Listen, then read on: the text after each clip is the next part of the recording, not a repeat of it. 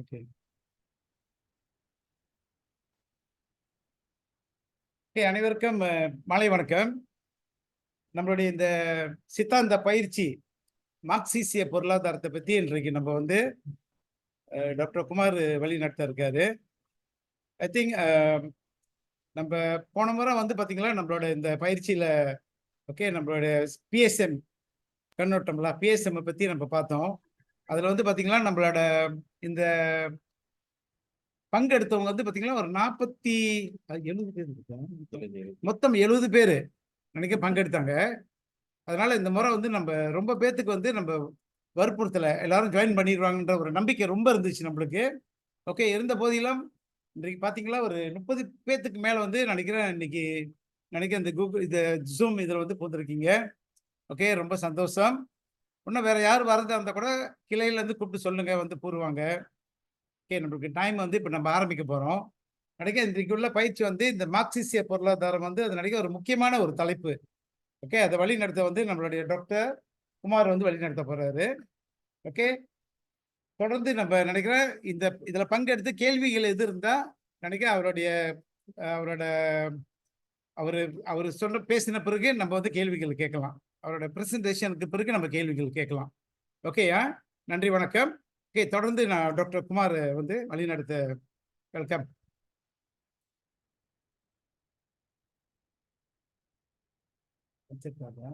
Okay, thank you Sukhu. கிளியரா கேக்குதா எல்லாத்துக்கும்? ஓகே ஓகே, சலாம் பெருஜவாங்கன், போராட்ட வாழ்த்துகள். கார்த்திக் ப்ளீஸ் அந்த ஸ்லைட்ஸ் கொஞ்சம் கம்மிங்க. நான் கொஞ்சம் ஸ்லைட்ஸ் போட்டிருக்கேன். ஆக்சுவலி இந்த மார்க்சிஸ் இந்த எக்கனாமிக் தியரி பத்தி பேசுறது அது நிறைய இருக்குது. மார்க்ஸ் நிறைய எழுதியிருக்காரு. ஆனா நான் என்ன செய்ய போறேன்னா இந்த 1/2 மணி நேரத்துல ஒரு முக்கியமான ஒரு 5 கருத்துக்கள் எடுத்து நான் பேச போறேன்.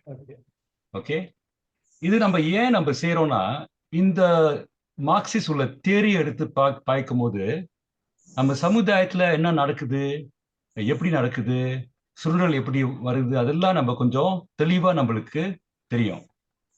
பாருங்க, ஒரு உதாரணம். அடுத்த சைடுக்கு வாங்க கார்த்தி. சரி, நம்ம மேடியில் என்ன கேட்டோம்? நம்ம குறைஞ்சபட்ச சம்பளம் ஏற்றணும்னு கேட்டோம். 2000 வெள்ளி கேட்டோம் ஒரு மாசம், ரைட்? இப்ப பார்த்தா 1600 தான் இருக்குது.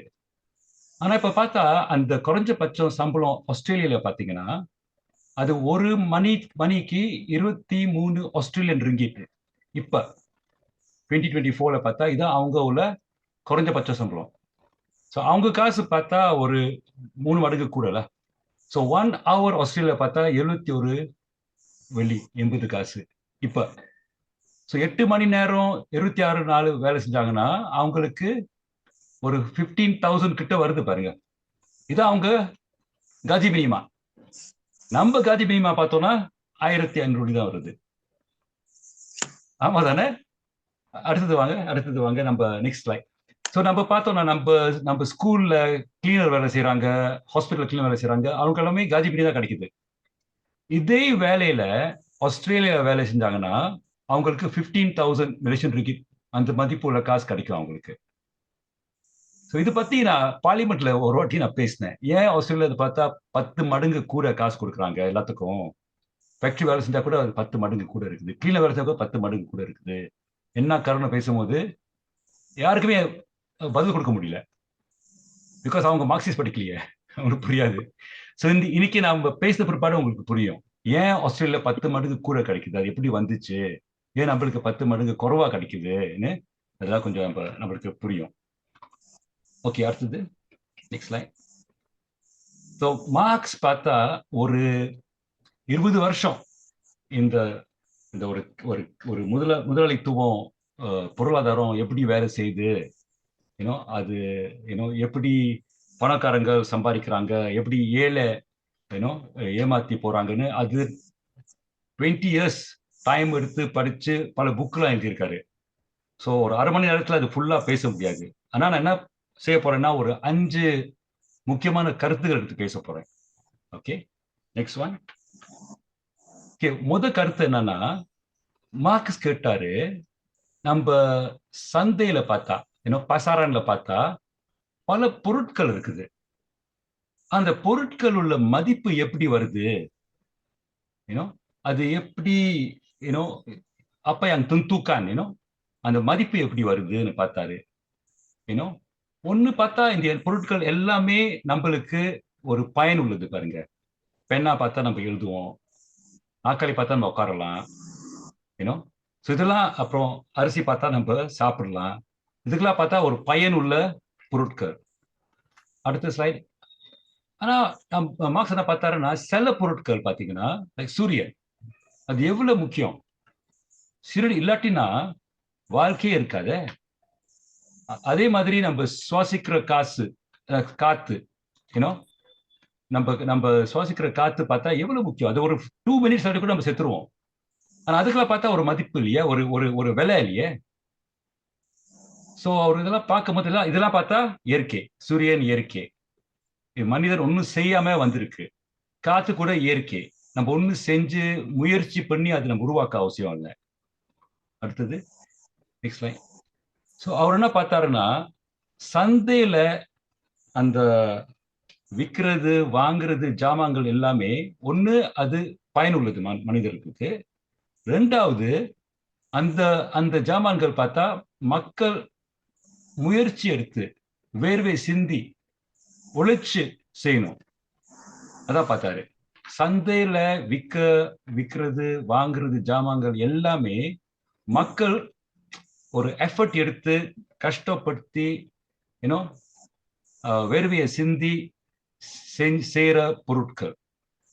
ஓகே, அதுதான் அவர் பார்த்தாருல. என்ன பொருட்கள் எடுத்து பார்த்தா கூட மார்க்கெட்ல விற்கிற பொருட்கள் பார்த்தா ஒண்ணு அது பயனுள்ளது, ரெண்டாவது மக்கள் முயற்சியில அது வந்திருக்குன்னு பார்த்தாரு.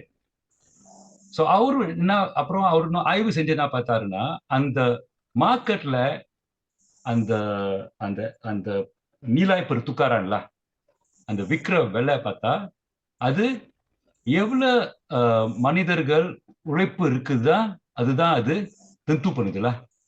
ஒரு பொருட்களுக்கு நிறைய வேலை செஞ்சு நிறைய உழைச்சு கொண்டு வந்தோம்னா அந்த பொருள் பார்த்தா அது கொஞ்சம் மகளா இருக்கும்.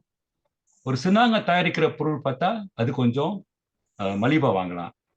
ஸோ அவர் என்ன பார்த்தாருன்னா, ஒரு மார்க்கெட்ல அந்த நீலாய்ப்பு துக்கரான் கொண்டு வர்றது உழைப்பு, அந்த பொருள்ல எவ்வளவு உழைப்பு இருக்குதுன்னு. ஸோ இது பத்தி அவர் ரொம்ப டைம் எடுத்தாரு. அந்த புக்கு கேபிட்டல்ல பார்த்தா இது எப்படி வர்றோன்னு அது நிறைய சாப்டர்ஸ் அதை பத்தி பேசினாரு. அடுத்தது வாங்க, அடுத்த ஸ்லைடு. ஸோ அவர் என்ன, நெக்ஸ்ட் ஸ்லைட் ப்ளீஸ். ஓகே, நம்ம பார்ப்போமே. ஒரு மேஜர் செய்யறது பார்த்தா வச்சுக்கலாம். இந்த மேஜர் செய்யறதுக்கு ஒரு ஆளுக்கு 4 மணி நேரம் எடுக்கும். ஸோ இந்த மேஜர் ஒரு ஒரு ஒரு ஒரு மதிப்பு பார்த்தா 4 மணி நேரம் வேலை அதுல இருக்குது. அது மட்டும் இல்லை, அடுத்தது ஒரு மேஜர் செய்யறதுக்கு நம்மளுக்கு பழக வேணும், ரைட்? ஸோ அது பழகி உருவாக்குறது கூட அதுக்கு உழைப்பு வேணும் தானே. ஸோ மேபி ஒரு 50 மினிட்ல. ஸோ இந்த மேஜர் இப்போ வேல்யூ பார்த்தீங்கன்னா 4 மணி 50 நிமிஷம் இருக்கு வேலை, மனிதர்களோட வேலை ஒரு மேஜை உருவாக்குறது. அடுத்தது ஸோ ஒரு மேஜை பார்த்தா ஆணிகள் பாய்ப்பாங்க, இதுக்கு ஒரு மதிப்பு இருக்குது, ரைட்? இது ஆணி உருவாக்குறதுக்கு எத்தனை நிமிஷம் மனிதர் உள்ள வேலை. அடுத்தது இன்னும் சில கருவிகள் பாய்ப்பாங்க, ரம்பம் பாய்ப்பாங்க, hammer பாய்ப்பாங்க.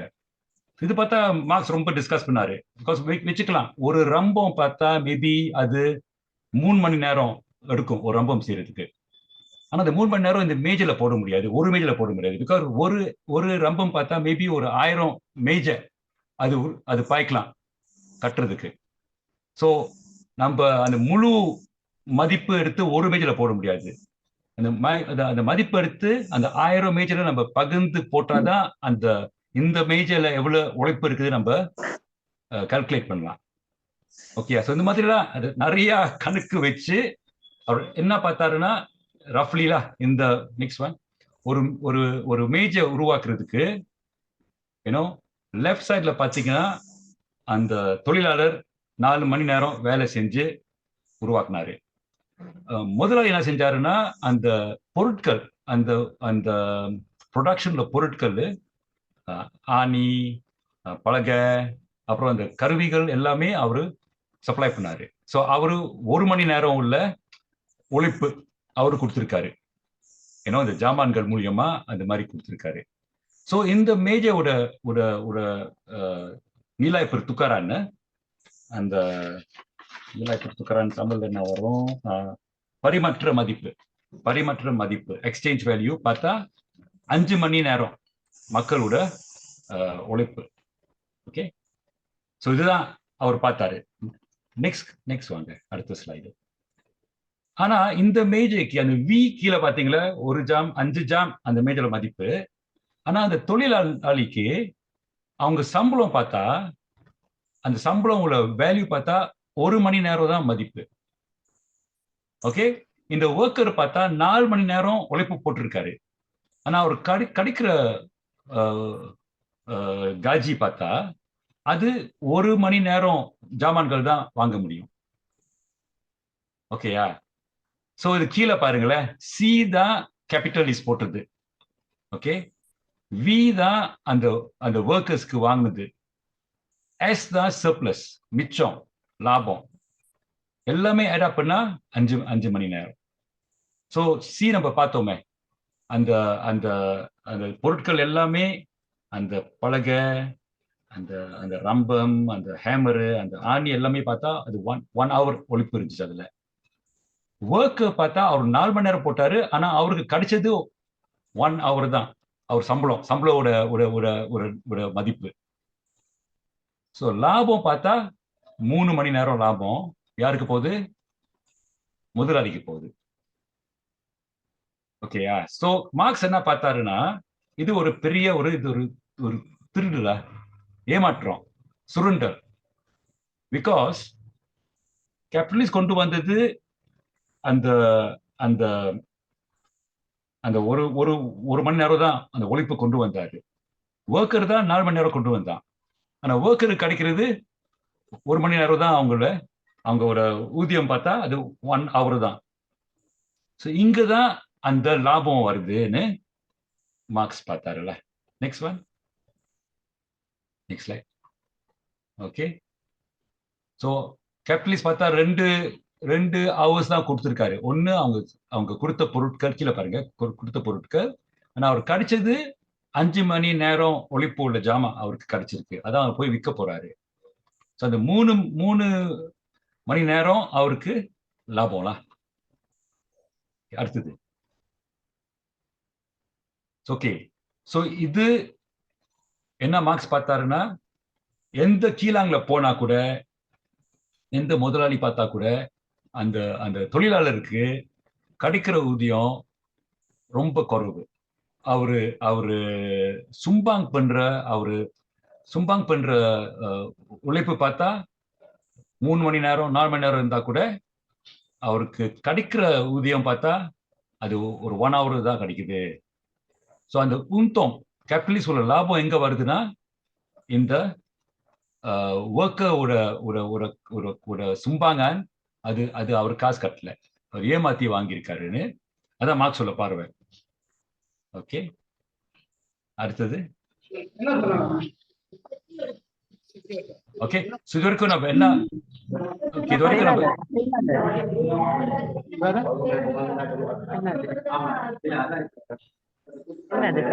semua tolong tutup ini ya. Alah, Rani, I think yours is on. Rani, can mute, Rani? Rani, mute.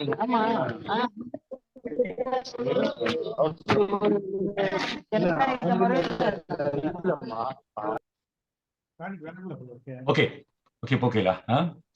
Okay, இப்போ ஸோ இதான் இது வரைக்கும் என்ன பேசியிருக்கோம்னா, சந்தையில இருக்கிற அத்தனை பொருட்கள் எல்லாமே அதுக்கு ஒரு நீலாய் துக்காரான் இருக்குது, பரிமற்ற மதிப்பு இருக்குது. அந்த அந்த பரிமற்ற மதிப்பு பார்த்தீங்கன்னா அது எவ்வளவு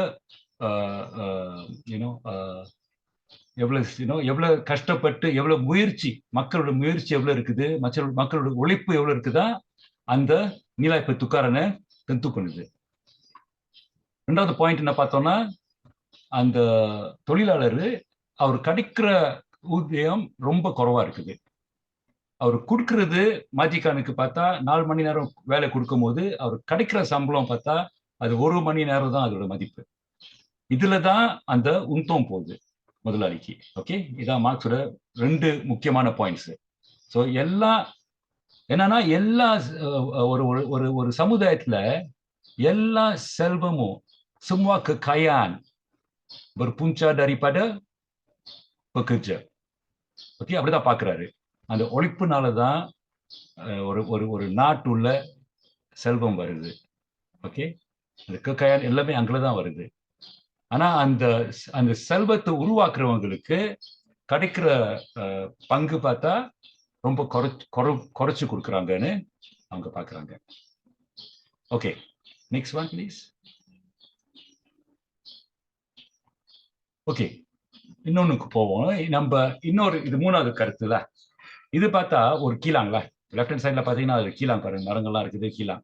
இந்த கீழாங் பார்த்தா அது என்ன செய்யுதுன்னா இது கீழாங் காசூர்ல சப்பாத்து செய்யுது, விதவிதமான சப்பாத்து செய்யுது. ஓகே ஓகே, இந்த கீழாங் உள்ள முதலாளி ஏன் சப்பாத்து செய்யறாரு? அவருக்கு சப்பாத்து மேல ரொம்ப ஆசையா, அது ஒரு ஹாபியா அவருக்கு? இல்ல தானே, அவர் லாபம் இருக்க பாக்குறாரு. லாபம் எப்படி ஆகணும்னா அந்த அந்த காசு செஞ்சுட்டு அந்த அந்த சப்பாத்தை போய் விற்கணும். அந்த அந்த சப்பாத்துலாம் வித்தாதான் அவருக்கு அந்த லாபம் கிடைக்கும். ஒரு ஒரு சைட்ல பார்த்தா அவரு தொழிலாளர்களை வர வச்சு வேலை கொடுத்துட்டு அவங்களுக்கு குறைவான சம்பளம் கொடுக்கணும். ஸோ அவர் கிடைக்கிற பொருட்கள் சப்பாத்துலாம் பார்த்தா அதுக்கு நிறைய வேல்யூ இருக்கும். அந்த அந்த அந்த இது அவர் போய் வித்தாதான் அவருக்கு திருப்பி காசு கிடைக்கும். ரைட்? ஸோ அவரு விற்கணும். ஓகே, 2வது நெக்ஸ்ட் ஸ்லைட். ஓகே, ஸோ இவரு பார்த்தா விற்கிறது பார்த்தா பெரும்பாலும் யார் வாங்குவாங்களா? கீழே இருக்காங்களே ஒர்க்கர்ஸ். இது பார்த்தா இந்த ஃபேக்டரி மட்டும் இல்லை, மற்ற ஃபேக்டரி உள்ள ஒர்க்கர்ஸ் எல்லாமே கூட இந்த ஜாமா வாங்கணும். ஏன்னா போதுமான ஆள் அந்த ஜாமா வாங்கினாதான் இவரு தொடர்ந்து சப்பாத்து செய்வாரு. இந்த மாசம் வச்சுக்கலாம், அவர் 1000 சப்பாத்து செய்யறாரு. ஏன்னா இந்த மாசம் அந்த 1000 சப்பாத்து விற்க முடிஞ்சாதான் அடுத்த மாசம் திருப்பி 1000 சப்பாத்து செய்வாரு. ஏன்னா கூட டிமாண்ட் இருந்தா அடுத்த மாசம் கூட சப்பாத்து செய்வாரு. கூட சப்பாத்து செஞ்சாருன்னா மத்த கீழாங்கு வேலை கிடைக்கும். சப்பாத்து கீழாங்கில் பார்த்தா ஒண்ணு கேன்வஸ், லெஃப்ட் சைட்ல பாத்தீங்கன்னா அது அந்த அந்த கீழாங் மேபி கேன்வஸ் செய்யும். இன்னொரு கீழாங் பார்த்தா அந்த அந்த கித்தா செய்யும், அந்த சப்பாத்து உள்ள பேஸ்க்கு செய்யும். இன்னொரு கீழாங் பார்த்தா அந்த சப்பாத்து கட்டுறதுக்கு அந்த கயிறு இருக்குதே. ஸோ பல கீழாங் பார்த்தா இந்த சப்பாத்து கீழாங்கு ஜாமா விற்கும். இந்த கீழாங் கூட பார்த்தா அங்க தொழிலாளர்கள் இருப்பாங்க. ஸோ இந்த தொழிலாளர்கள் எல்லாமே நம்ம ஒரு பொருள் ஒரு இக்கானமியில ஒரு பொருளாதாரத்துல அத்தனை தொழிலாளிகள்லாம் பார்த்தா அந்த அந்த பொருட்களை வாங்கி முடிக்கணும். அப்பதான் அடுத்த கட்டத்துல திருப்பி அதே மாதிரி அந்த பொருட்கள் செய்வாங்க. ஓகே, பிகாஸ் முதலாளி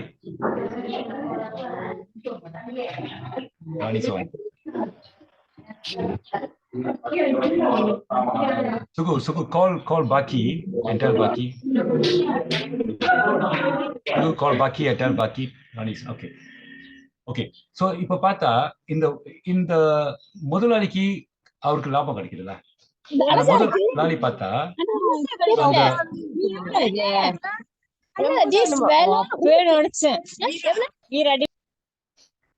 ஓகே, அந்த முதலாளி பார்த்தா அவரு அத்தனை சப்பாத்து வாங்க முடியாதுல்ல. ஏன்னா அவர் கொஞ்சம் சப்பாத்து தான் வாங்குவாரு. அவர் மற்ற பணம்லாம் எடுத்து திருப்பி அவரு முதலீடு செய்ய பார்ப்பாரு, இன்வெஸ்ட் பண்ண பார்ப்பாரு. ஓகே, கூட காசு சம்பாதிக்கிறதுக்கு அவர் இன்வெஸ்ட் பண்ணுவாரு. இங்க கீழே உள்ள ஒர்க்கர்ஸ் தான் இந்த கீழாங் காசு உள்ள ஒர்க்கர்ஸ், அப்புறம் அந்த கீழாங்கல கேன்வஸ் செய்யறாங்களே, கீழாங்க கயிறு செய்யறாங்களே, அந்த ஒர்க்கர்ஸ் எல்லாமே சேர்ந்துதான் இந்த மாதிரி ஜாமான்கள்லாம் வாங்கணும். ஆனா இவங்களுக்கு சம்பளம் ரொம்ப குறைவா கொடுத்தா we got to call Baki, explain to Baki what's going on. Admin, mute semua admin. Except me. Okay, so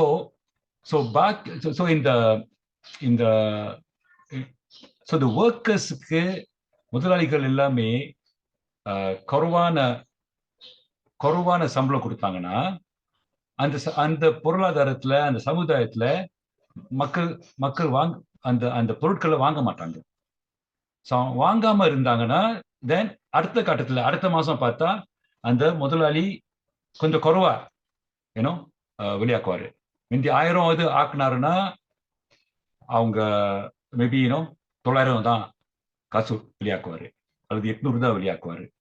அப்படி செஞ்சாருன்னா அவர் கீழாங்க உள்ள ஒர்க்கர்ஸுக்கு ஓவர் டைம் குறையும், அவங்க வருமானம் குறையும்.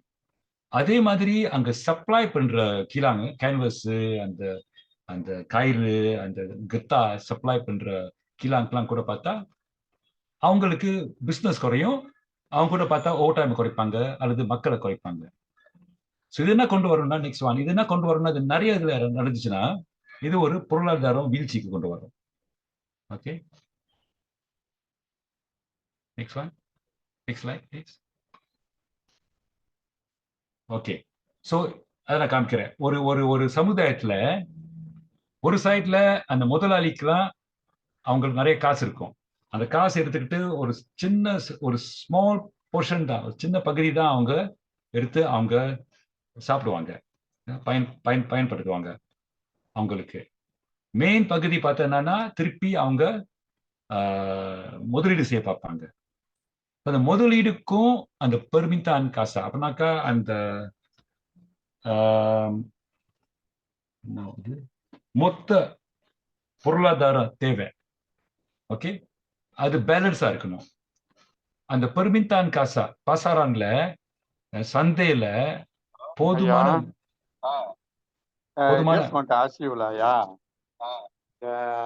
இங்க ஏற்கனவே தம்பி வந்து ஒரு மேஜர் புக் எல்லாம் கொண்டு வந்து வச்சாரு வீட்டுல. Major can. ஓகே, சோ இது ரெண்டு பேலன்ஸ் பண்ணாதான் அந்த எக்கானமி பார்த்தா எல்லாத்துக்கும் வேலை கிடைக்கும்ல. ஆனா அந்த பெர்மித்தான் காசா இறங்குச்சுன்னா, பெர்மித்தான் காசா பத்தலைன்னா தென் முதலாளிக்கு பார்த்தா ஒரு சந்தர்ப்பம் இருக்காது அவங்க காசு போடுறதுக்கு, ரைட்? தென் வேலை குறையும். பிகாஸ் அவங்க கூட இன்வெஸ்ட் பண்ணாம இருந்தாங்கன்னா மக்களுக்கு வேலை குறையும், ஓவர் டைம் குறையும். ஓகே, அடுத்த ஸ்லைட் ப்ளீஸ்.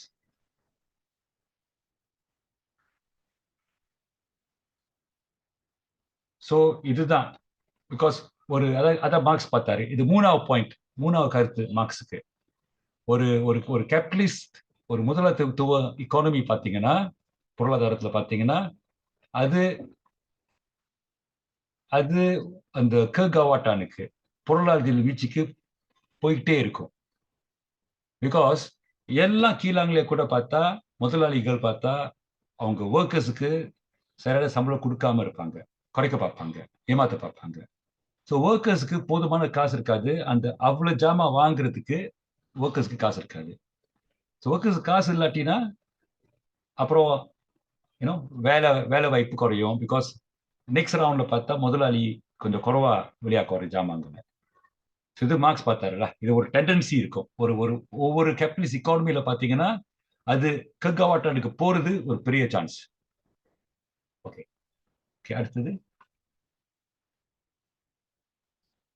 ஓகே, இன்னொரு டாபிக் வரோம். இப்ப இது பார்த்தா அது யாரு தெரியுதானே? இது லெனின்ல. எந்த நாட்டு அவரு? Russia, right? ரஷ்யால பார்த்தா 1917 அங்க பார்த்தா ஒரு புரட்சி வந்துருச்சு. ஆனா இங்க ரஷ்யால புரட்சி வருது. இது நெக்ஸ்ட் ஸ்லைட் பாருங்க. இது பார்த்தா மார்க்ஸ் எங்கில்ஸ். இது பக்கத்துல பாத்தீங்கன்னா ஒரு சைட்ல மார்க்ஸ், இன்னொரு சைட்ல அவர் எங்கில்ஸ்லாம். அவங்க நிறைய குட் ஃப்ரெண்ட்ஸ்லாம். அவங்க ரெண்டு பேர் என்ன எதிர்பார்த்தாங்கன்னா, இந்த முத சோசியலிஸ்ட் புரட்சி எங்க வரும்னா இங்கிலாந்துல வரும், அல்லது ஜெர்மனில வரும், அல்லது அமெரிக்கால வரும்.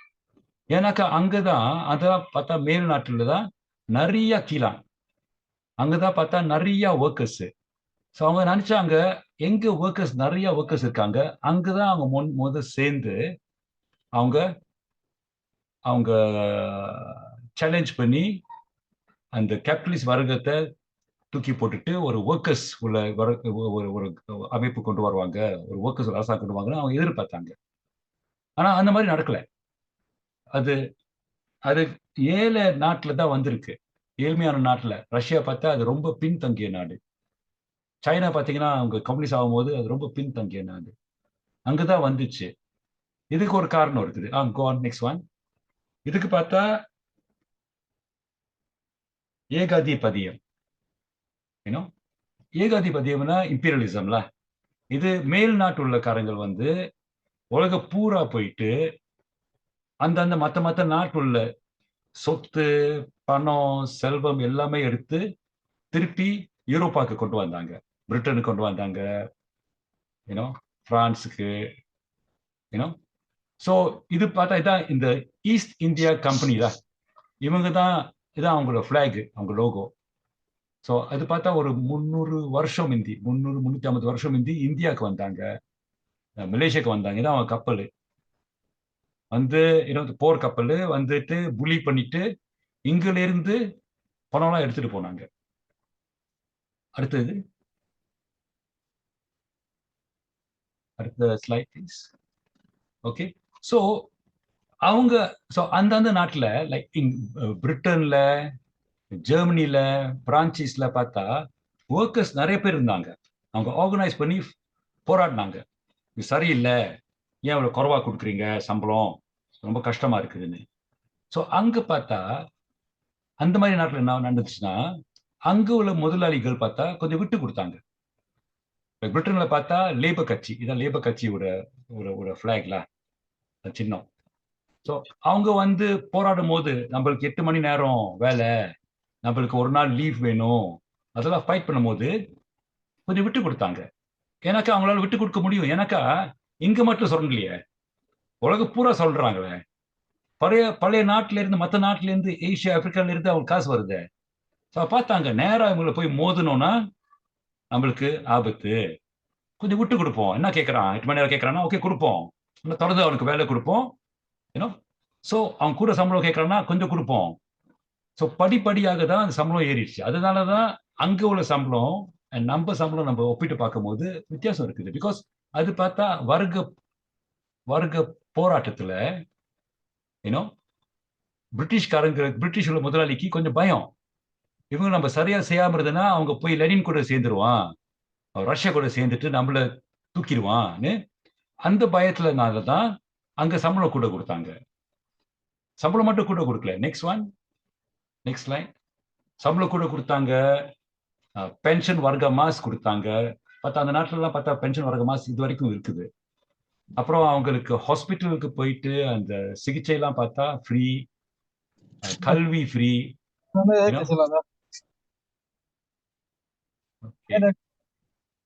তোর কোনো সমস্যা নাই சான் ஓகே. ஸோ இதெல்லாம் ஃப்ரீயா கொடுத்தாங்க. ஸோ இதனால தான் இந்த இம்பீரியலிசம்னால தான், இந்த ஏகாதிபதியம்னால தான் அந்த பணக்கார கம்பெனி அமெரிக்கால, பிரிட்டன்ல, ஜெர்மனில அவங்க விட்டு கொடுக்க முடிஞ்சிச்சு அவங்க ஒர்க்கர்ஸ்க்கு. அதனாலதான் அந்த நாட்டுல அந்த புரட்சி வரல. அவங்க அதை போஸ்ட்போன் பண்ணிட்டாங்க. ஏன்னா அவங்களுக்கு கொஞ்சம் கொடுத்துட்டு அவங்கள கொஞ்சம் வாங்கிட்டாங்க. Okay okay next one. Okay அது பார்த்தா ஈஸ்ட் இந்தியா கம்பெனி இன்னும் அந்த இம்பீரியலிசம், அந்த ஏகாதிபதியம் இருக்குதான்னு நம்ம கேட்கலாம். தும்கு 1957 மிருடேக்கான்னு கத்துனாரு தானே, வெள்ளக்காரனா வெளியாக்கிட்டோம் தானே. இப்ப பார்த்தா அந்த மாதிரி அந்த ராணுவ கப்பல்லாம் வரலையே. இப்ப நம்மளுக்கு அந்த இம்பீரியலிசம் இன்னும் இருக்குதா? இருக்குது. நம்ம மார்க்சிசம் இது வச்சு பார்க்கும்போது நெக்ஸ்ட் வந்து பாருங்க.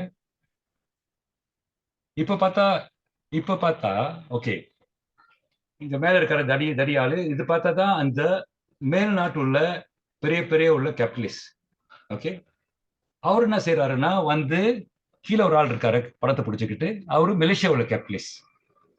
ஸோ அந்த மேல் நாட்டு உள்ள காலில் சொல்றாருன்னா, நான் உங்களுக்கு மெஷின் கொடுக்குறேன், அவங்களுக்கு கொஞ்சம் கம்போனன்ட் கொஞ்சம் பார்ட்ஸ் கொடுக்குறேன், நீ இது பார்த்தா மக்களுக்கு சம்பளம் கொடுத்து நீ இந்த கம்போனன்ட் கீழே இருக்குத ரைட் ஹேண்ட் சைட்ல அந்த கம்போனன்ட் நீ செஞ்சு என்கிட்ட வித்து கொடு, எனக்கு நான் ஒவ்வொரு கம்பெனி நான் 1 வெள்ளிக்கு நான் வாங்குறேன்.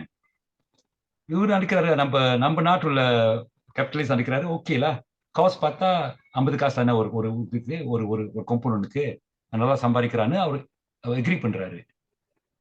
ஆனா இது லாத்தா பிளக்காங்க என்னன்னா, தடியா இருக்கான மேல பிக் பிசினஸ் மேல இருக்காரு, அவரு நாட்டுல இதே கம்போனன்ட் செய்ய பார்த்தாருன்னா அந்த கம்போனன்ட் பார்த்தா ஒரு 8 மடங்கு கூட வாங்கணும். பிகாஸ் அங்க பார்த்தா சம்பளம் கூட தானே. அவர் நாட்டுல பார்த்தா சம்பளம் 8 மடங்கு கூட இருக்கும் கலிபோர்னியால. Next line. Next line. அங்க பாத்தீங்கன்னா கலிபோர்னியால US $2 அதே கம்போனன்ட்க்கு. ஆனா இங்க வந்து பயன்ல பார்த்து செஞ்சாங்கன்னா US டாலர்ஸ் 25 காசு தான். ஏன்னாக்கா இங்க பார்த்தா நம்ம சம்பளம் அவ்வளவு குறைவா இருக்கு பாருங்க, ஒரு 10 மடங்கு குறைவா இருந்தா. ஸோ ஸோ அந்த தடியனுக்கு பார்த்தா, அந்த பெரிய கேபிட்டலிஸ்டுக்கு பார்த்தா இங்க கொண்டு வந்து ஜாமான்கள் செஞ்சா, காம்பனன்ட் செஞ்சா அவர் ரொம்ப காசு சேமிக்கலாம். அப்புறம் அங்க போயிட்டு அதே வேலை விற்கும் போது அவர் பெரிய லாபம் அவரு எடுக்க முடியும். ஓகே, ஸோ இதுதான் நடக்குது இப்ப. ஏன்னோ இதுதான் நடக்குது இப்ப. இதான் ஸோ இந்த போன காலத்துல ராணுவ படை எடுத்துக்கிட்டு ராணுவ கப்பல் கொண்டு வந்துக்கிட்டு நேரா வந்து இங்க நம்மள ஆட்சி பார்த்தாங்க அந்த பெரிய பெரிய கம்பெனில. இப்ப பார்த்தா அந்த மாதிரி வரல. இப்ப மாதிரி நம்மளுக்கு மெரிட்டிக்கா கொடுத்துட்டு, ஆனா இருந்தாலும் அந்த இக்கனாமி தந்திரத்தினால நம்ம உள்ள உழைப்ப இருக்கிறான் பாருங்க. நம்மளுக்கு நம்ம ஒர்க்கர்ஸுக்கு அவ்வளவு குறைவான சம்பளம் நேரம் அவன் கொடுக்கல. இது பார்த்தா நம்ம லோக்கல் கேபிட்டலிஸ்ட வச்சு அவுட் சோர்ஸ் பண்ணியிருக்கான். ஸோ நம்ம மலேசியா உள்ள கேபிட்டலிஸ்ட் நம்மளுக்கு அவ்வளவு குறைவான சம்பளம் கொடுத்துக்கிட்டு அந்த அந்த கொமோடிட்டி இருக்குதே, அந்த கம்போனன்ட்ஸ் இருக்குதே, அது பார்த்தா இவனுக்கிட்ட ஒரு குறைவான விலையில 25 காசு US காசுல விற்கிறான். ஆனா இந்த காம்போனன்ட் USல பார்த்தா 2 வெள்ளி 8 மடங்கு கூட. ஓகேயா? ஸோ இப்ப பார்த்தா அந்த இம்பீரியலிசம், அந்த ஏகாதிபதியம் வேற மாதிரி ஓடுது. ராணுவ கப்பல் பாய்க்காம அவங்க என்ன பாய்க்கிறாங்கன்னா அந்த அந்த ட்ரேட் அக்ரிமெண்ட்ஸ், நம்ம FTA நம்ம போய் வேண்டாம்னு சொன்னோமே, அந்த TPPA நம்ம வேண்டாம்னு சொன்னோமே, அதெல்லாம் வச்சுக்கிட்டு இதெல்லாம் செய்யறாங்க. அந்த மாதிரி புது லாஸ் வச்சுக்கிட்டு நம்மள புலி பண்றாங்க.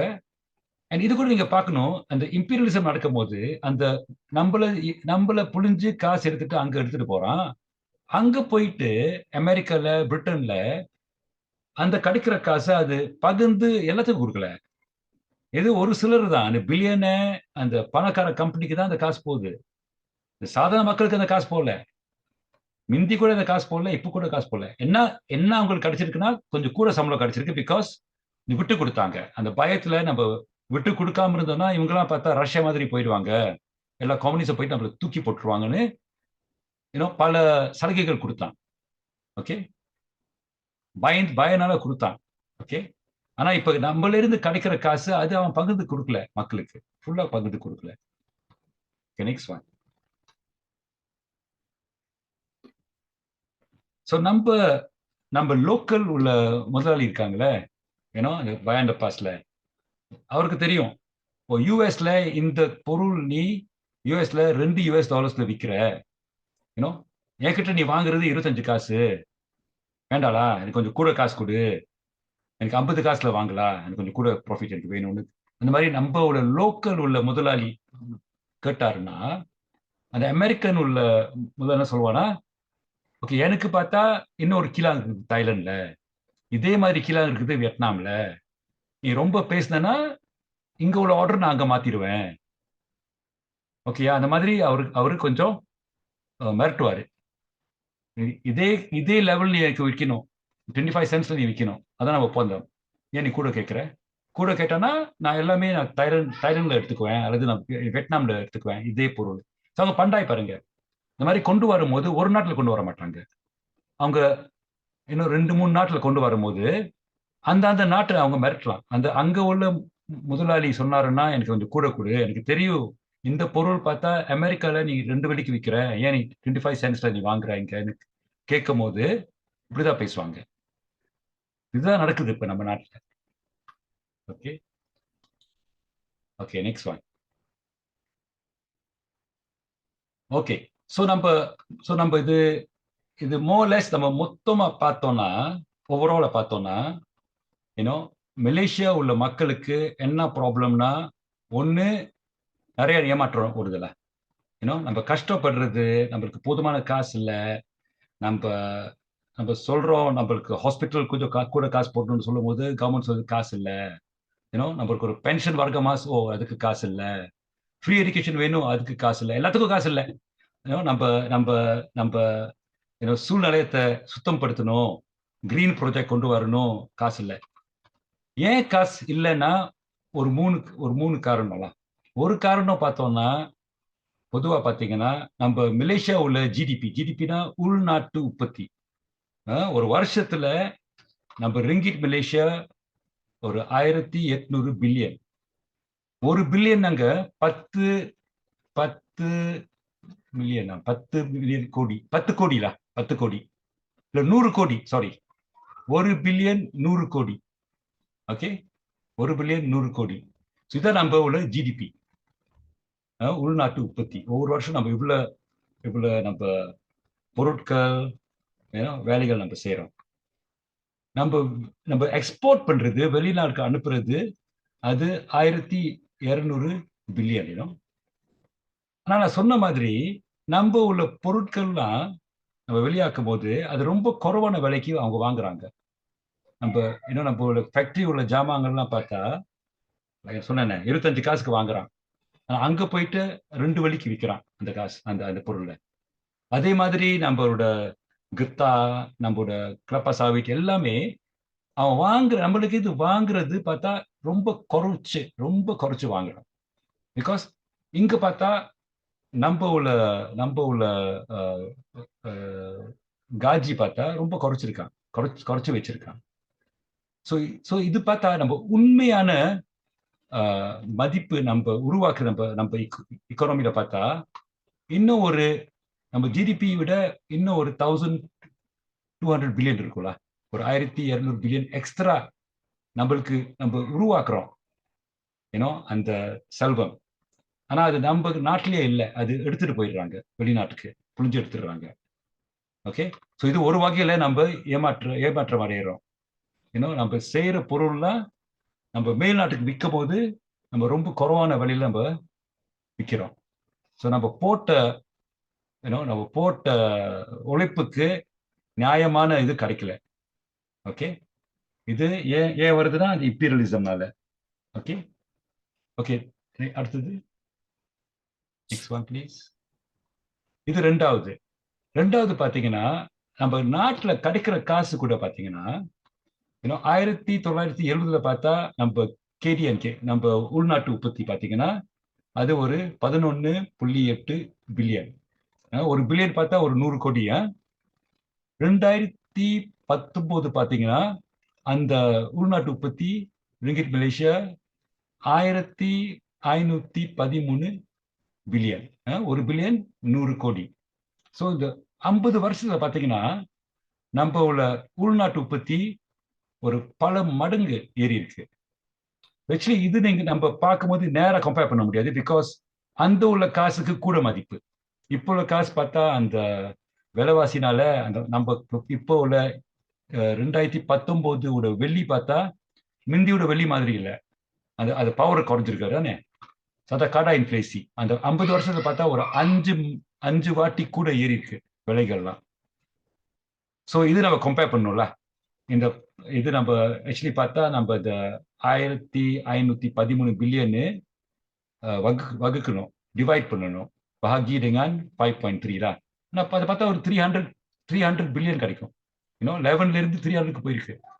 அதான் நம்ம கேடிஎன்கே நம்ம உள்நாட்டு உற்பத்தி பார்த்தா உண்மையான விலையில அந்த இன்ஃப்ளேஷன்ல போன விட நம்ம காசு 24 வாட்டி நம்ம உள்ள இது ஏறி இருக்கு.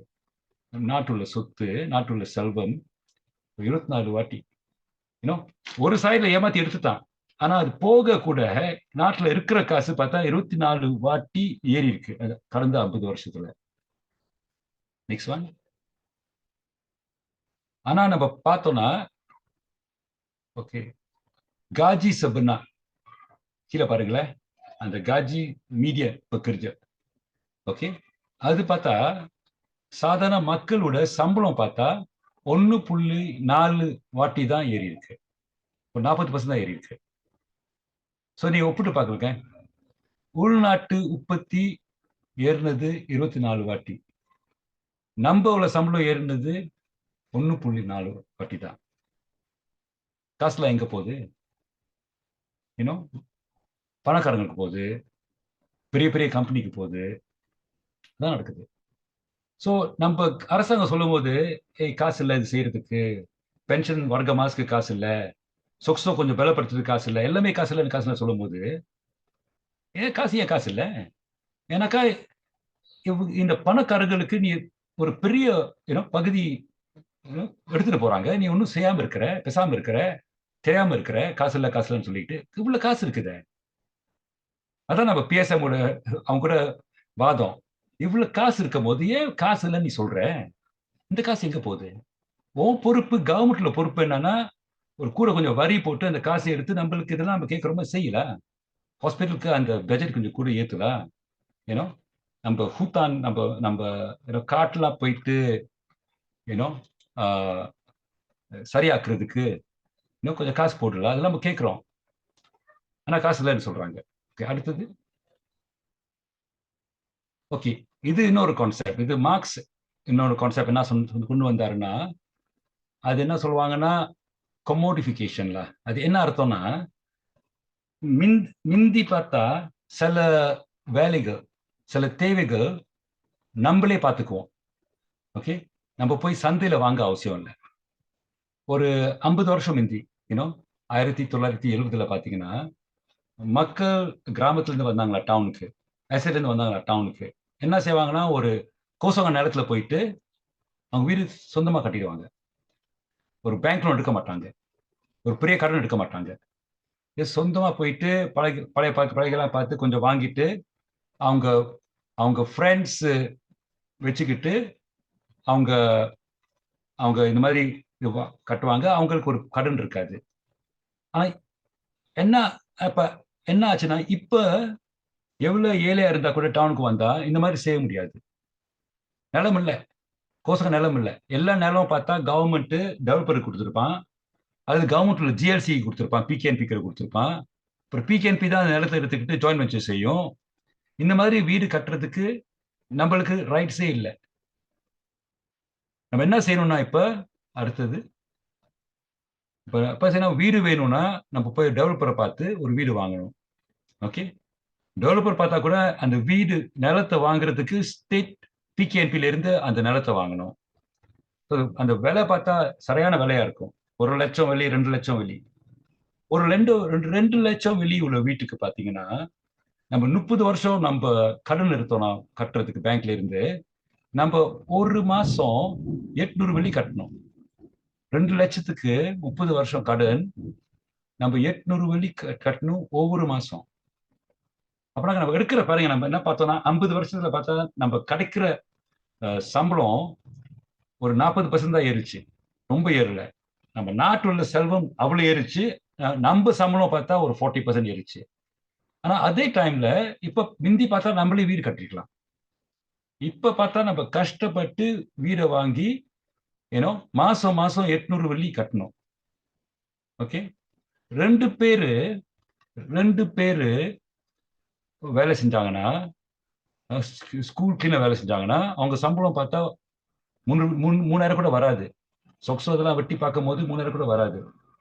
800 எவ்வளவு வருது? அதுல ஒரு 25%, 30%. இது பார்த்தா ஒரு மாசம் இல்ல, ஒரு வருஷம் இல்ல, 30 வருஷம் நம்ம கிடைக்கிற சம்பளம், குறைவான சம்பளம் நம்ம பிடிச்சு நம்ம பேங்க் கிட்ட கொடுக்கணும். ஓகே, சோ இது பார்த்தா இது ஒரு கவர்மெண்ட் உள்ள ஒரு கொள்கையில. அந்த டைம்ல 70ல கவர்மெண்ட் பார்த்துருக்கலாம், சில பேர் வராங்க டவுனுக்கு, ஓகே பரவாயில்ல, நம்ம நிலத்து கவர்மெண்ட் நிலம் தானே, இது அவங்களுக்கு நம்ம மக்களுக்கு கொடுப்போம், நம்ம லோட்டு போட்டு கொடுப்போம், ஆனா சில ரூல்ஸ் கொடுப்போம், இந்த மாதிரி அலுவலாம் இருக்கணும், இந்த மாதிரி கக்கூஸ் இருக்கணும், சுத்தமா இருக்கணும், ஏன்னா கொஞ்சம் லாஸ் கொடுத்துட்டு கொஞ்சம் கொஞ்சம் ஹெல்ப் பண்ணலாம். ஆனா அது செய்யாம இது எல்லாமே பார்த்தா இது டெவலப்பர் மூலியமா கொடுத்துட்டாங்க. ஸோ இப்போ பார்த்தா டெவலப்பர் நிறைய சம்பாதிச்சிருக்காங்க. அதே டைம்ல கவர்மெண்ட் உள்ள கம்பெனி மந்திரி பஸ்ஸா நிலம் கொடுக்கும் போது அவருக்கு ஒரு சம்திங் கிடைக்குது, அவருக்கு ஒரு ஒரு சம்திங் கிடைக்குது. ஸோ இவங்களா பார்த்தா நம்ம நம்ம சம்பளம் கிடைக்கிறது கூட அவ்வளவு பெருசு இல்லை, கொஞ்சம் தான் ஏறி இருக்கு, அது கூட புடுங்கி வாங்கிட்டாங்க. ஆமா தானே? ஸோ இதுதான் நம்ம பார்க்கும்போது அடுத்தது நெக்ஸ்ட் ஒன் நம்ம பார்க்கும்போது இது நாட்டில் நம்ம நிறைய சம்பாதிக்கிறோம், நம்ம நிறைய செல்வம் நிறைய பணம் நம்ம உருவாக்குறோம். ஆனா இந்த கொமோடிஃபிகேஷனால இது நம்ம நம்ம மிந்தி கொமோடிஃபிகேஷன்னா மிந்தி நம்மளே செய்ய முடியும். பாருங்க, ஒண்ணு பார்த்தா வீடு பாருங்க, ஒண்ணு வீடு நம்மளே கட்ட முடிஞ்சிச்சு. ஏன்னா செப்பூர்ல, கம்பவுண்ட் சிக்கிடியில எல்லா டவுன்ஸ்ல மக்கள் கட்ட முடிஞ்சிச்சு. அந்த திறமை இருந்துச்சு, தகுதி இருந்துச்சு நம்மளுக்கு. ஓகே, அது கொஞ்சம் ஹெல்ப் பண்ணாங்கன்னா கொஞ்சம் பெட்டர் பண்ணிருக்கலாம். அந்த மாதிரி வீட்டில் இருக்கும் போது ஒண்ணு பிள்ளைங்க பார்த்தா ஸ்கூல் விட்டு வரும்போது நம்ம அப்பா அல்லது ஒரு வயசான பாட்டி நம்ம வீட்டில் நம்ம வச்சுக்கலாம் பாருங்க, பிரச்சனை இல்லை. இப்போ நம்ம சின்ன சின்ன ஃபிளாட்ஸ்ல இருக்கும்போது அல்லது டெரஸ் வீட்டில் இருக்கும்போது இடம் பத்தல, மற்றவங்களை நம்ம சொந்தக்காரங்க வீட்டில் இருக்கிறது நம்மளுக்கு டைம் இல்லை. ஆனால் கொஞ்சம் வயசானவங்க நம்ம வீட்டில் இருந்தாங்கன்னா தென் பிள்ளைங்க ஸ்கூல்லேருந்து வரும்போது அவங்க போயிட்டு எங்கேயாவது அவங்க காசு கட்டி அனுப்ப அவசியம் இல்லை, வீட்லயே நம்ம பார்த்துக்கலாம். ஏன்னா இப்ப பார்த்தா பிள்ளைங்களை பார்க்கறதுக்கு அது நம்ம சந்தைக்கு போகணும், வேற ஆள் வீட்டில் போய் விட்டு அவங்களுக்கு காசு கட்டுறது, அல்லது ஒரு ஸ்கூல்ல போய் விட்டு ப்ரீ ஸ்கூல்ல போய் விட்டு அதுல காசு கட்டுறது. வயசானவங்க நம்ம வீட்டில் வச்சு பார்க்கறது கொஞ்சம் கஷ்டமா இருக்குது. பிளஸ் வீடு சின்னதாக இருந்தோம்னா லாட் வீட்னா பரவாயில்ல. ஆனால் ஒரு ஃபிளாட்ஸ்னா 700 ஃபீட் உள்ள ஃபிளாட்ஸ்க்கு நம்மளுக்கு இடம் பத்தாது.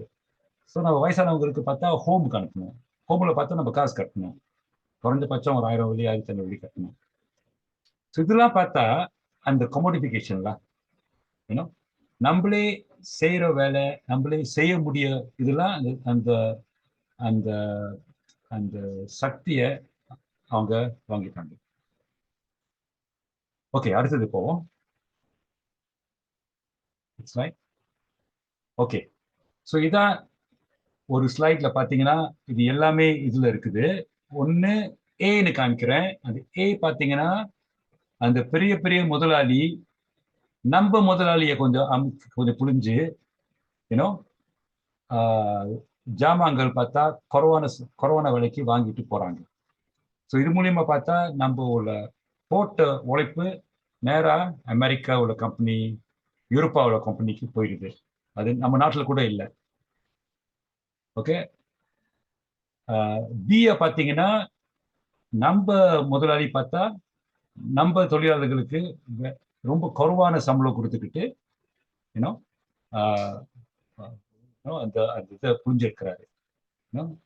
ஸோ நம்ம நாட்டில் பார்த்தா நிறைய செல்வம் இருக்குது, நகரக்காய. அந்த செல்வம்லாம் பார்த்தா அது அது அது காத்துலேருந்து வரல, அது லாங்கிட்டிலேருந்து வரல, இது மக்கள் போட்ட உழைப்புலேருந்து தான் வந்திருக்கு. கிரிஜ நம்ம லேபர்ல அதுல இருந்து தான் வந்திருக்கு. ஆனா அது எல்லாமே பார்த்தா நம்மளுக்கு என்ஜாய் பண்ண முடியல.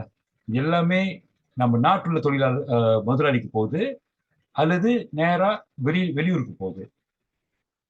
அது மட்டும் இல்ல, அந்த வீடு போன்ற ஜாமான்கள்லாம் மிந்தி நம்மளே செய்வோம், காசு கட்டாம பேங்க் லோன் எடுக்காம நம்மளுக்கு அந்த தகுதி இருந்துச்சு, நம்மளுக்கு அந்த திறமை இருந்துச்சு. அது இப்ப ரத்தாக்கிட்டாங்க, முடியாதுன்னு. இப்ப நான் போயிட்டு கடன் எடுத்துக்கிட்டு 30 வருஷம் கடன் எடுத்துக்கிட்டு காசுக்கு பார்த்தா கட்டிட்டு வரணும். ஸோ இது மூணு வகையில நம்ம உருவாக்குற செல்வம், உருவாக்குற பணம், உருவாக்குற கயான்னு புடுங்கி எடுத்துக்கிறாங்க. அதனாலதான் மக்களுக்கு கஷ்டப்பட்டு வேலை செய்யறாங்க. 8 மணி நேரம் வேலை செஞ்சா பத்துல, ஓவர் டைம் செஞ்சு ஆகணும்.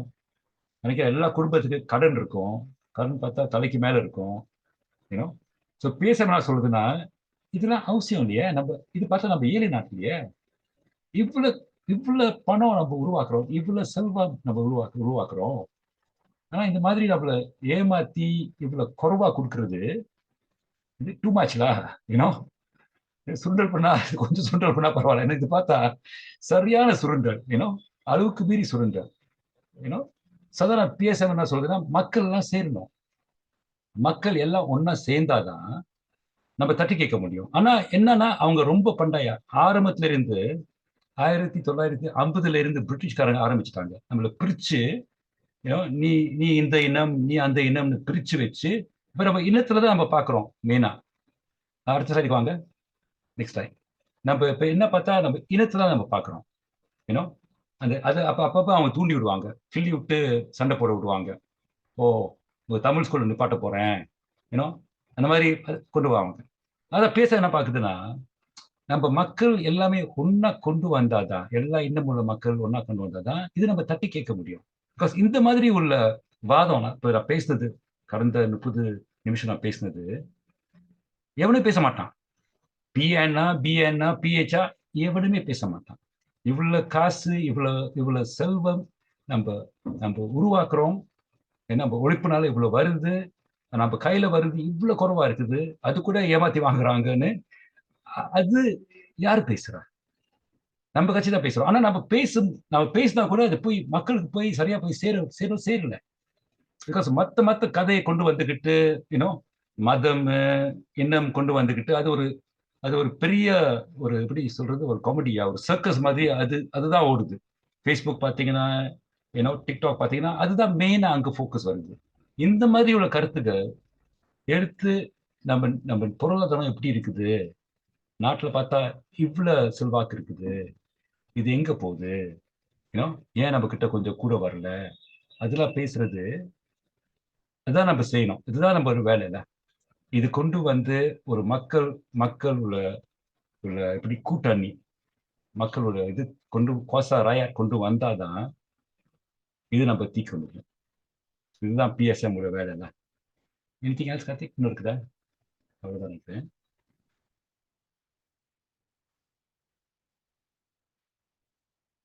அவ்வளவுதானே? அவ்வளவுதான். அவ்வளவுதான். ஓகே, அவ்வளவுதான் என் ஒரு இது. ஓகே, ஓகே 40 மினிட்ஸ் ஆச்சு.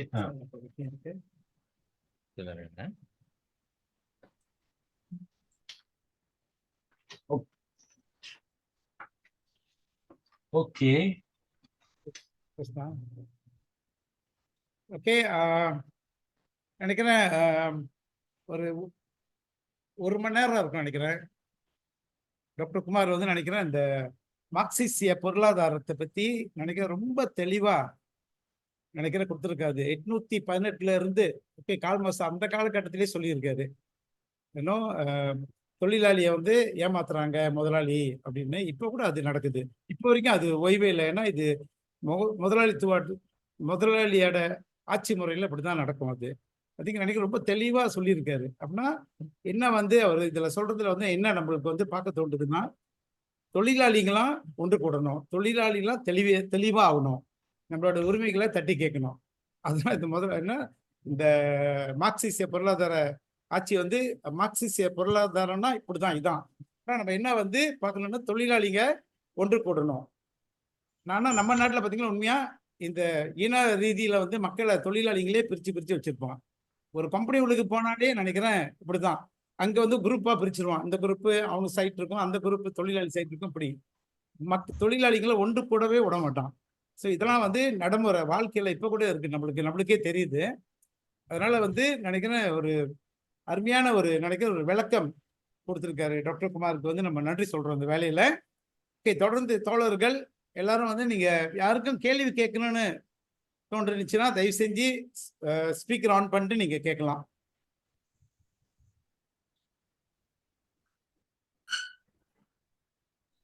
வணக்கம் டாக்டர். வணக்கம். நீங்க சொன்னீங்கல்ல இந்த இந்த பொருளாதாரம் வந்து இந்த நாட்டுல வந்து ஒரு உற்பத்தி செய்யறாங்க, ஒரு சப்பாத்தி கிழங்கு. ஆமா, இந்த சப்பாத்தி கிழங்கு எங்க செய்யறாங்க. இப்ப அதிகமான ஊதியம் இங்க கேட்கக்குள்ள இந்த மலேசியா நாட்டுல வந்து கேட்கறாங்கன்னு வச்சுக்கோங்களேன். அப்போ அந்த வெளிநாட்டுல முதலீட்டுக்காரங்க வந்து நான் பரவாயில்ல, நீ ரொம்ப கேட்டனா நான் தாலியானுக்கு போயிடுவேன், நான் பிலிப்பீன் போயிடுவேன், ம். அப்படின்னு சொல்றாங்க. இப்ப ஏசியால ஒரு கட்டமைப்பு செய்ய முடியாதுங்களா? ஏசியா நாட்டுல இவங்கலாம் அதாவது வந்து சப்பாத்தி கேளாலும் நீ தான் செய்யணும், மத்த நாட்டுல வேணாம், அவங்களாம் ஏத்துக்கூடாது, மத்த நாட்டுக்காரங்களும் ஏத்துக்கூடாது. இப்ப வேற ஏதாவது ஒரு உற்பத்தி செய்யக்குள்ள அந்த நாட்டுல செய்யக்குள்ள இந்த மலேசியா அது ஏத்துக்கூடாது அப்படின்னாக்கா ஒரு கால் வந்து இது சாத்தியப்படும்ல. ஏன்னா இவங்க வந்து இங்க நான் செய்ய மாட்டேன், நான் அங்க எடுத்துட்டு போறேன். இப்ப ரைட். உதாரணத்துக்கு இங்க ஒரு கம்பெனி உருவாக்கிட்டாங்க, சப்பாத்தி கேளம் உருவாக்கிட்டாங்க, மத்த நாட்டுக்காரங்க அதை ஏத்துக்கூடாது. என் நாட்டுல சப்பாத்தி கேளம் தேவைனா, நீங்க சொன்னீங்களா முதல்ல இங்க இருக்க ஒரு கம்பெனி, அங்க ஒரு கம்பெனி, அங்க ஒரு கம்பெனி இருக்குன்னு. அந்த ம். மாதிரி இந்த ஏசியன் நாட்டுல அதை ஏத்துக்கிட்டாங்களா, அந்த மாதிரி செஞ்சாங்களாக்கா ஓகே இருக்கும்ல. ஆமா. ஆக்சுவலி நல்ல நல்ல கருத்து. இத நம்ம பிஎஸ்எம் கூட கொண்டு வந்திருக்கோம். இது ஆக்சுவலி பார்த்தா சப்பாத்திக்கெல்லாம் பார்த்தா எல்லா நாட்டுக்குள்ள கூட செய்யலாம் பாருங்க. அவங்க கூட செய்யலாம், நம்ம கூட செய்யலாம். இப்ப என்ன ப்ராப்ளம்னா, நம்ம சப்பாத்தி கிலாங்ல போயிட்டு நம்ம சம்பளம் ஏத்த பார்த்தோம்னா, ஓகே, அவன் என்ன சொல்லுவான்னா, தாய்லாந்துல சப்பாத்து கிலாங் இருக்குது. அவன் குறைவான சம்பளத்துல மக்களுக்கு சம்பளம் கொடுக்குறான். ஸோ நான் இங்க நீங்க ஃபோர்ஸ் பண்ணி என் சம்பளம் ஏத்துனீங்கன்னா, அவன் சப்பாத்து வந்து நம்ப நம்ப உள்ள சந்தையில வந்து பூந்து, அப்ப நான் விக்க முடியாது. யூனோ ஸோ அந்த நம்ம என்ன பேசணும்னா, மலேசியா, தாய்லாந்து, இந்த ஆசியான்லாம் சேர்ந்து நம்ம கேட்கிறோமே, கூட கூட காஜி மினிமா கொடுங்கன்னு. அதே மாதிரி தாய்லாந்து உள்ள ஒர்க்கர்ஸ் மக்கள் கேட்கணும். அதே மாதிரி வியட்நாம் கேட்கணும். ஸோ எல்லாமே கொஞ்சம் சம்பளத்தை கூட ஏத்த முடியுமான்னு பார்க்கணும். ஏன்னாக்கா நம்ம நம்ம சம்பளத்தை ஏத்தனோம்னா, தென் எல்லாத்துக்கும் கொஞ்சம் சுதாங்க இருக்கும். எல்லாத்துக்கும் கூட ஜாமான் வாங்கலாம். அந்த நம்ம நம்ம பேசினோமே, அந்த மொத்த உள்நாட்டு பொருளாதார தேவைன்னு, ஏன்னோ பெர்மித்தான் பாசரான்னு பேசினோமே, அது ஏறும் பாருங்க. ஸோ அது அந்த மாதிரி உள்ள இதுதான் நம்ம கொண்டு வர பார்க்கணும். ஏன்னோ பிகாஸ் இப்ப பார்த்தா நம்ம போயிட்டு இன்னும் மினிஸ்ட்ரியில போய் பேசும்போது இன்னும் நம்மளுக்கு காஜி மினிமா ஏத்துங்கன்னு பேசும்போது இதுதான் அந்த சைட்ல பேசுவாங்க. நம்ம ரொம்ப ஏத்தனோம்னா அவங்க உள்ள ஜாமான்கள் பார்த்தா தாய்லாந்து செய்யற ஜாமான்கள் நம்ம விட ரொம்ப மலிவா வித்துருவாங்க மலேசியால. நம்மளுக்கு ஆர்டர் கிடைக்காது. ஆர்டர் கிடைக்காட்டி நம்ம வேலை நீக்கம் நம்ம செய்யணும். ஸோ நம்ம ஒர்க்கர்ஸ்க்கு பாதிப்பு. ஸோ நீங்க பிஎஸ்எம் வந்துட்டு இந்த மாதிரி ரொம்ப புஷ் பண்ணீங்கன்னா நீங்க அவங்களுக்கு இந்த வேலை நீக்கம் நீங்க செய்யணும் கொண்டு வர போறீங்கன்னு ஒரு வகையில பார்த்தா அது உண்மை பாருங்க. ஸோ இது பார்த்தா ஆசியான், அதான் ஆசியான் என்னன்னாங்க, நம்ம வேர்ல்ட் பேங்கை கேட்டு நம்ம ஒரு ஒப்பந்தம் கொண்டு வந்திருக்கோம். என்ன ஒப்பந்தம்? அந்த பாரு, அந்த வியாபார ஒப்பந்தம் கொண்டு வந்திருக்கோம். என்னன்னா ஆசியான்ல செய்யற அத்தனை பொருட்கள் பார்த்தா மற்ற நாட்டு கொண்டு போறது நம்ம வரி போட முடியாது. ஒரு காலத்துல முந்தி மலேசியா பார்க்கலாம், நம்ம சப்பாத்தோட துறைக்கு நம்ம கொஞ்சம் கொஞ்சம் பாதுகாக்கிறதுக்கு தாய்லாந்துல இருந்து சீப் குட்ஸ் வந்தா நம்ம ஒரு 10%, 20% நம்ம ஒரு வரி போடலாம். ஸோ அவங்க வந்து ரொம்ப மலிவா விற்க முடியாது. ஓகே, ஸோ நம்ம பார்த்தா அந்த அந்த டேரிஃப்னு சொல்லுவாங்க, அந்த வரியை வச்சு நம்ம கீழாங்கு கொஞ்சம் கொஞ்சம் பாதுகாக்கலாம். சொல்லலாம், ஓகே, நீங்க பார்த்தா கண்டிப்பா நீங்க உங்க சம்பளத்தை ஏற்றணும். நான் என்ன செய்வாங்க, அரசாங்கம் நான் ஒரு வரி போடுவேன். ஸோ ஆசியான்ல இருந்து வெளிநாட்டுல இருந்து சப்பாத்து ரொம்ப சீப்பா வருது, நான் அதை ஸ்டாப் பண்ணுவேன், ஒரு வரி போட்டு கொஞ்சம் ஏற்றுவேன். ஸோ நீங்க சம்பளத்தை ஏற்றலாம்னு நான் சொல்லலாம் பாருங்க. ஆனா இப்ப ஆசியான் எஃப்டிஏ ஒப்பந்தத்தினால நம்ம இப்ப வரி போட முடியாது. ஜீரோ அக்ரி பண்ணிட்டோம், சைன் பண்ணிட்டோம். நான் வரி போட மாட்டேன், இத்தனை ஜாமான்கள் நான் வரி போட மாட்டேன்னு நம்ம சைன் பண்ணிட்டோம். ஸோ அதை சைன் பண்ணனால இந்த மாதிரி ஜாமான்கள்லாம் பார்த்தா ஏன்னா நம்ம கை கட்டிக்கிட்டோம் பாருங்க. நம்ம சைன் பண்ணாம இருந்தோம்னா நம்ம சொல்லலாம், இந்த செக்டர் பார்த்தா நம்ம சம்பளத்தை ஏற்றிருக்கோம். ஸோ இவங்களுக்கு நம்ம ஃபோர்ஸ் பண்ணுவோம், நீ சம்பளம் ஏற்றி ஆகணும்னு நம்ம ஃபோர்ஸ் பண்ணுவோம். ஆனா அதே டைம்ல அவங்க கொஞ்சம் பாதுகாப்பு கொடுப்போம். ஆனா இந்த ஆசியான் ஒப்பந்தத்தினால நம்ம செய்ய முடியல. ஆனா நீங்க கேட்ட கேள்வி பாயிண்ட் இருக்குது. இதெல்லாம் நம்ம பார்த்து நம்ம மேபி திருப்பி அந்த ஒப்பந்தம் பத்தி பேசணும். ஏன் இந்த ஒப்பந்தம் அவ்வளவு மோசமா இருக்குது? இந்த ஒப்பந்தத்தினால தான் நம்ம இந்த மாதிரி உள்ள உள்ள உள்ள பெருசாயிங்கான இந்த மாதிரி உள்ள காம்படிஷன் எல்லாத்துக்கும் கிடைக்குது தானே. ஸோ நம்ம நினைக்கிற இந்த மாதிரி இஷ்யூ நம்ம எடுத்து பேசி ஆகணுங்க. ஆனா இது யாருமே எந்த கட்சி கூட எடுத்து பேசல. அன்னைக்கு கொண்டு வந்த கருத்து அது இம்பார்ட்டன்ட் கருத்து. எனக்கு ஒரு கேள்வி இருக்கு. Yes Robert. Yes, okay. Robert. ஒரு கேள்வி என்னன்னா, இப்போ வந்து நம்மளோட பாடத்திட்டம், நம்மளோட பல்கலைக்கழக பாடத்திட்டமும் எப்படி ஆச்சுன்னா, எல்லாம் வந்து ஆர்டிஃபிஷியல் இன்டெலிஜென்ட், டெக்னாலஜி பேஸ் அந்த மாதிரியான பாடத்திட்டத்தை நம்ம யூனிவர்சிட்டியில வந்து ரொம்ப வந்து அறிவியல் பாடத்திட்டங்கள், ரொம்ப ஆராய்ச்சி அறிவியல். நம்ம நாடும் வந்து ஒரு ஆராய்ச்சி மேம்பாட்டுல வந்து இல்ல. ரிசர்ச் அண்ட் டெவலப்மெண்ட்ல ரொம்ப காசு போட்டு நம்மளா சொந்தமா உற்பத்தி பண்ற அளவுக்கு எந்த ஒரு மேம்பாடும் நம்ம மேஸ் ப்ரொடக்ஷன் செய்யுது. அப்படியே கிராண்ட் கொடுத்தா கூட ஒரு யூனிவர்சிட்டிக்கு நீங்க பாத்தீங்கன்னா அவங்க செய்யறாங்க ஆராய்ச்சி, ஆனா மேஸ் ப்ரொடக்ஷன் செய்ய முடியல. அப்ப நம்ம என்ன செய்யறோம், எது ஒண்ணுனாலும் நம்ம வெளிநாட்டில் உள்ள முதலீட்டு வெளிநாட்டோட இதையே நம்பி நம்ம வாழுது இந்த நாடு. ஒரு சின்ன ஜாமான் கூட எடுத்துக்கிட்டா நீங்க நம்ப மாட்டீங்க, ஒரு புல்லு வெட்டுற மிஷினு மலேசியால செய்ய முடியாது. அசம்பிளி வேணா பண்ணலாம். ஒரு புல்லு வெட்டுற மிஷின் என்ஜின் என்னென்னமோ டெக்னாலஜி யூனிவர்சிட்டி யூஐடிஎம் என்னென்னமோ இருக்குது. ஆனா ஒரு புல்லு வெட்டுற மிஷின் கூட இன்னைக்கும் நம்ம தைவானோட என்ஜின், ஒரு ஜப்பானோட என்ஜின் தான் நம்ம வாங்கி பாய்க்கக்கூடிய ஒரு சூழ்நிலையில இருக்கு. ஸோ இந்த நாடு வந்து ஒண்ணு வந்து நம்மளே சொந்தமா ஏதாவது வந்து சில விஷயங்கள்லாம் சொந்தமா செய்யக்கூடிய அளவுக்கு இந்த நாடு வளரும். அந்த வளர்ச்சி அந்த அந்த கல்வியில இல்லையா, இல்ல இந்த நாடு போற அந்த பாதை வந்து என்னன்னா இப்போ ஒரு படிச்சு முடிச்ச மாணவர் உடனே வந்து இந்த நீங்க சொன்ன மாதிரி பயாங்கர பஸ்க்கு தான் வேலை தேடி போகணும், இல்ல கூலே மாய்டெக்கு வேலை தேடி போகணும். அவ்வளோ டெக்னாலஜி யூனிவர்சிட்டியை கட்டி போட்டாங்க. பிரைவேட்ல அவ்வளோ இருக்குது. இந்த மாணவர்கள் மேல கடன் சும்மா வேற பெருசா எடுத்து போட்டாச்சு. அப்ப இந்த சூழ்நிலையில அவங்க என்ன ஆயிடுறாங்க, அவங்களும் ஒரு இயந்திரமா ஆயிடுவாங்க. 12 ஹவர் வேலை, காலம்பரம் போயிட்டா 5 6:30 மணிக்கு உள்ளுக்கு போந்துட்டு ராத்திரி வந்து ஷிப்ல வேலை செஞ்சு இப்படித்தான் வந்து ஒரு யதார்த்த வாழ்க்கை. அதுல ஒரு இடையில ஒரு காடி வாங்கிடுவாங்க, ஒரு வீடு வாங்கிடுவாங்க. அப்படியே ஒரு பொண்டட் லேபர் மாதிரி ஆயிடுவாங்க. படிச்சவங்களும் அப்படிதான் ஆயிடுறாங்க. அந்த கடனை கட்டுறதே ஒரு பெரிய சுமையா இருக்குது, அந்த கடனை கட்டுறது. அப்ப என்னதான் செய்யறது? இந்த நவீன உலகத்துல வந்து இந்த மார்க்சிசம் பொருளாதாரம் வேலை செய்யுது. அதோட அதோட இது நல்லா நம்மளுக்கு புரியுது என்ன சொல்ல வராங்கன்னா. ஆனா இந்த உலக வாழ்க்கையில் நம்ம வந்து ஒரு இதாயிடும், ஒரு இயந்திரம் ஆயிடும். அந்த காசை தேடி ஓடுறது லெவலுக்கு ஆயிடுது. இப்ப யாரும் ஒரு பிள்ளை படிக்கிறாங்க, ரிசல்ட் வரும், திருப்பி அந்த சண்டை வரும், மெட்ரிகுலேஷன் கொடுக்கல, இதே தான் வருஷம் இந்த இந்த அரசியல் தான் ஓடும். வர 2 மாசத்துல பார்க்கலாம். அப்ப அது என்னதான் செய்யறது இந்த நாட்டுல உள்ளவங்க? நான் வந்து குறிப்பா இதுன்னு இல்லை, அந்த படிச்ச மாணவர்களுக்கு இன்னும் வந்து அதுலயும் சம்பளம் வந்து இப்ப 2000 வெள்ளி சம்பளம் நம்ம கேட்கிறோம். ஒரு படிச்ச மாணவருக்கு 2300 வெள்ளி தான் சம்பளம் கொடுக்குறாங்க. படிச்சவங்களுக்கு 2300 வெள்ளி தான் சம்பளம். பேசிக் ஒரு டாக்டர் படிச்சு வந்தா கூட கான்ட்ராக்ட் எம்ப்ளாயில என்ன சம்பளம்? ஓகே, கொள்கை இது பார்த்தா ராபர்ட், நீங்க சொல்ற கருத்து வெரி இம்பார்ட்டன்ட்ல. சரி பாருங்க, அந்த கோவிட் வரும்போது கியூபா இருக்குது. கியூபாவோட பாப்புலேஷன் பார்த்தா ஜன எண்ணிக்கை பார்த்தீங்கன்னா நினைக்கிறேன் ஒரு 15 மில்லியன் தான். நம்ம பார்த்தா டபுளா இருக்கும். ஆனா அந்த நாட்டுல அவங்க 3 வேக்சின் செஞ்சாங்க, கோவிட் வேக்சின். அந்த சின்ன நாட்டுக்கு அந்த மாதிரி ஒரு திறமை இருந்துச்சுன்னா ஏன் நம்ம நாட்டுல முடியாது? ஆக்சுவலி பார்த்தா ஆசியான் பார்த்தீங்கன்னா ஒரு 660 மில்லியன் மக்கள் இருக்காங்க. பெரிய பெரிய பாப்புலேஷன். இன்னும் ஆசியான் சேர்ந்து அத்தனை மருந்து நம்மளே உருவாக்கலாம். இப்ப பார்த்தா நம்ம மருந்துலாம் பார்த்தா நம்ம யூஎஸ் யூரோப்ல இருந்து நிறைய காசு கட்டிட்டு மருந்து கொண்டு வர்றோம். நம்மளுக்கு அது திறமை இருக்குது, ஆனா அந்த கொள்கை இல்லை.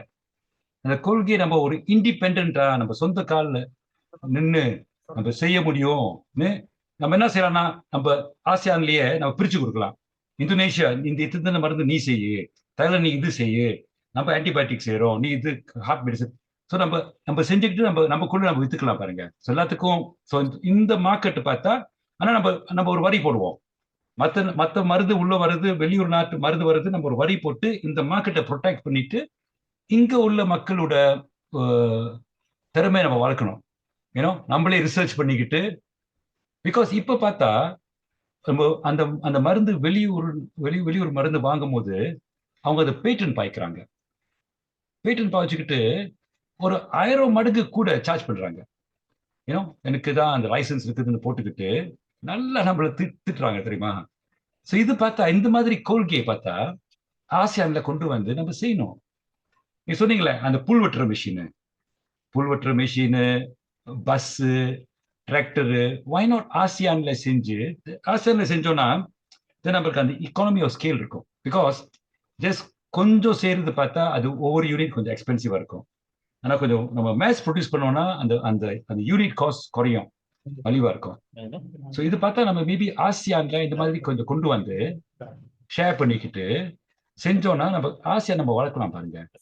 தென் நம்மளுக்கு அந்த அந்த திறமை இருந்துச்சுன்னா, அந்த டெக்னாலஜி இருந்துச்சுன்னா இவங்க நம்மள மிரட்ட முடியாது. ஸோ நினைக்கிறேன் நீங்க சொல்ற ஐடியா வெரி குட் ஐடியா. ஆனா இது பார்த்தா மெயின் ஸ்ட்ரீமுக்கு வரல. நம்ம இப்ப மெயினா என்ன பாக்குறாங்கன்னா, இந்த எல்லா கட்சிகள் என்ன பாக்குறாங்கன்னா, எப்படி எஃப்டிஐ கொண்டு வருது, வெளியூர் உள்ள முதலாளி எப்படி கொண்டு வருது, அந்த முதலீட போய் தேடுறோம், ரொம்ப பிசினஸ் ஃப்ரெண்ட்லியா இருக்கணும், ஏன்னா அதுதான். அது போக நம்ம சொந்த காலில் நிக்கணும், நம்ம சொந்த ஒரு எக்கனாமிக் பிளாக் நம்ம உருவாக்கணும் பார்த்தா அது அந்த லெஃப்ட்ல தான் பேசுறோம். சாவேஸ் பேசினாரு லத்தின் அமெரிக்கால, சமீர் அமீன் பேசினாரு ஆப்பிரிக்கால, ஏன்னா இந்த மாதிரி கருத்துக்கள் இந்த மார்க்சிஸ்ட் உள்ளதெல்லாம் வருது. ஆனா இது முக்கியமானது.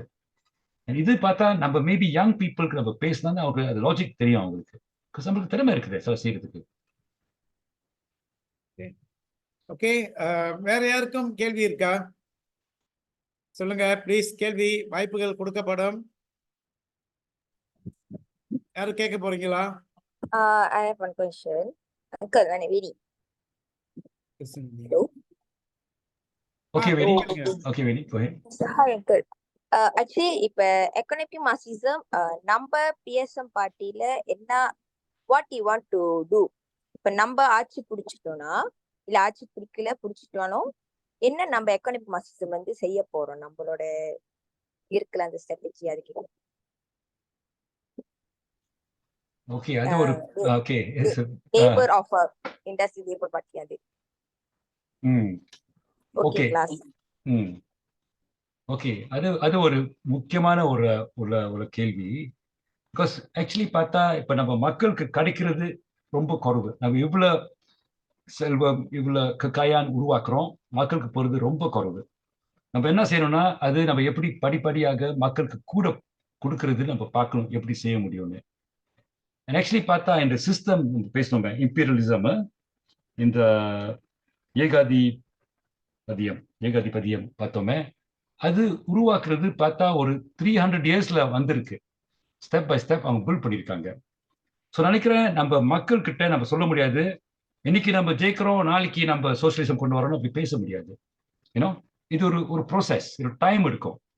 ஆனா நம்ம பலது நம்ம செய்யலாம் பாருங்க. இப்பவே பார்த்தா நம்ம ஒரு ஒரு ஒரு ஒரு பென்ஷன் வர்க்கமாஸ் கொண்டு வர முடியாது. ஒரு 12 பில்லியன் தானே. இப்ப அன்பா பேசினது சிவில் சர்வன்ட்ஸுக்கு அந்த அந்த சம்பளம் ஏற்ற போறாங்களே, அதே பார்த்தா 10 பில்லியன் வரப்போகுது. ஏன்னா இன்னும் ஒரு 2 பில்லியன் போட்டா 12 பில்லியன்ல பார்த்தா நம்ம அந்த நம்ம பென்ஷன் வர்க்கமாஸ் நம்ம கொண்டு வந்துடலாம். ஏன்னா மைண்ட்ல அது வரல பாருங்க, அது நம்ம செய்யலாம். ஸோ இந்த மாதிரி நினைக்கிறேன் நம்ம படிப்படியாக பார்க்கணும். பாலிசி நம்ம வந்தோம்னா எந்த கீழே அவங்க சொன்னாங்கன்னா நான் பேங்க்ராப்ட்னு சொன்னாங்கன்னா ஒரு ப்ரோக்ராம் இருக்கணும். அந்த பேங்க்ராப்ட் போற கம்பெனி பார்த்தா நம்ம டேக் ஓவர் பண்ணிட்டு ஒர்க்கர்ஸ் கிட்ட கொடுத்து நீங்க நடத்துங்க, ஒரு கோஆப் ஃபார்ம் பண்ணிட்டு நீங்க நடத்துங்க, joint venture government with workers, GLC மாதிரி. ஆனா இது ஒரு கம்பெனி இல்லை, ஒரு cooperative, workers cooperative. Have a பாலிசில. ஸோ அது மாதிரி எந்த கீழாங் எந்த எஸ்டேட் பேங்க்ராப்ட் போனா நம்ம take over pass to the workers to run. So நினைக்கிறேன் நம்ம பார்க்கணும் என்னென்ன மாதிரியான பாலிசிஸ் நம்மளுக்கு. இன்னொன்று பார்த்தீங்கன்னா நம்ம ஜிஎல்சிஸ் இருக்காங்களே கவர்மெண்ட்ல, like Sime Darby is GLC, Maybank GLC, Felda, இதெல்லாம் பார்த்தா அது கம்பெனி தான், அதுக்கு அது அது ப்ராஃபிட்ல ஓடுது.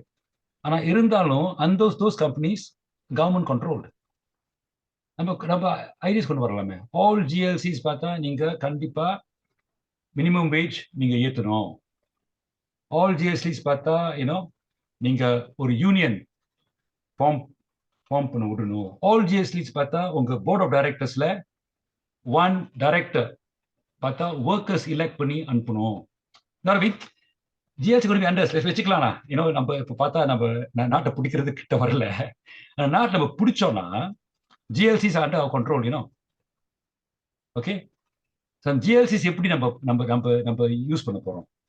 ஃபார் எக்ஸாம்பிள்ஸ் ஒர்க்கர்ஸ் பவர்ஸ் ஜிஎல்சியில் ஜிஎல்சி போர்டில் ஒரு ஒர்க்கர் டைரக்டர் இருக்கணும்.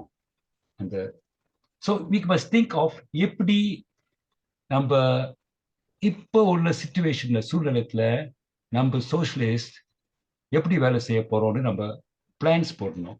பிகாஸ் இப்போக்கும் 1960s ஒரு பெரிய மாற்றம். 1960 பார்த்தா கியூபா கம்யூனிஸ்ட் ஆகும்போது முதல் அமெரிக்கா கிட்ட கேட்டுச்சு ஹெல்ப், அமெரிக்காக்கு ஹெல்ப் கொடுக்கல. ஆனால் ரஷ்யா இருந்துச்சு. ரஷ்யா கூட பல நாட்டுகள் இருந்தாங்க. ஈஸ்ட் ஜெர்மனி இருந்தாங்க, போலண்ட் இருந்தாங்க, யுகோஸ்லாவியா இருந்தாங்க. ஸோ அவங்களுக்கு ஒரு ஃப்ரெண்ட் கிடைச்சிச்சு. இப்போ நீங்க பாத்தீங்கன்னா ஒரு நாட்டு கூட ஒரு கம்யூனிஸ்ட் பொருளாதாரத்துல இல்லை, சோசியலிஸ்ட் பொருளாதாரம் இல்லை.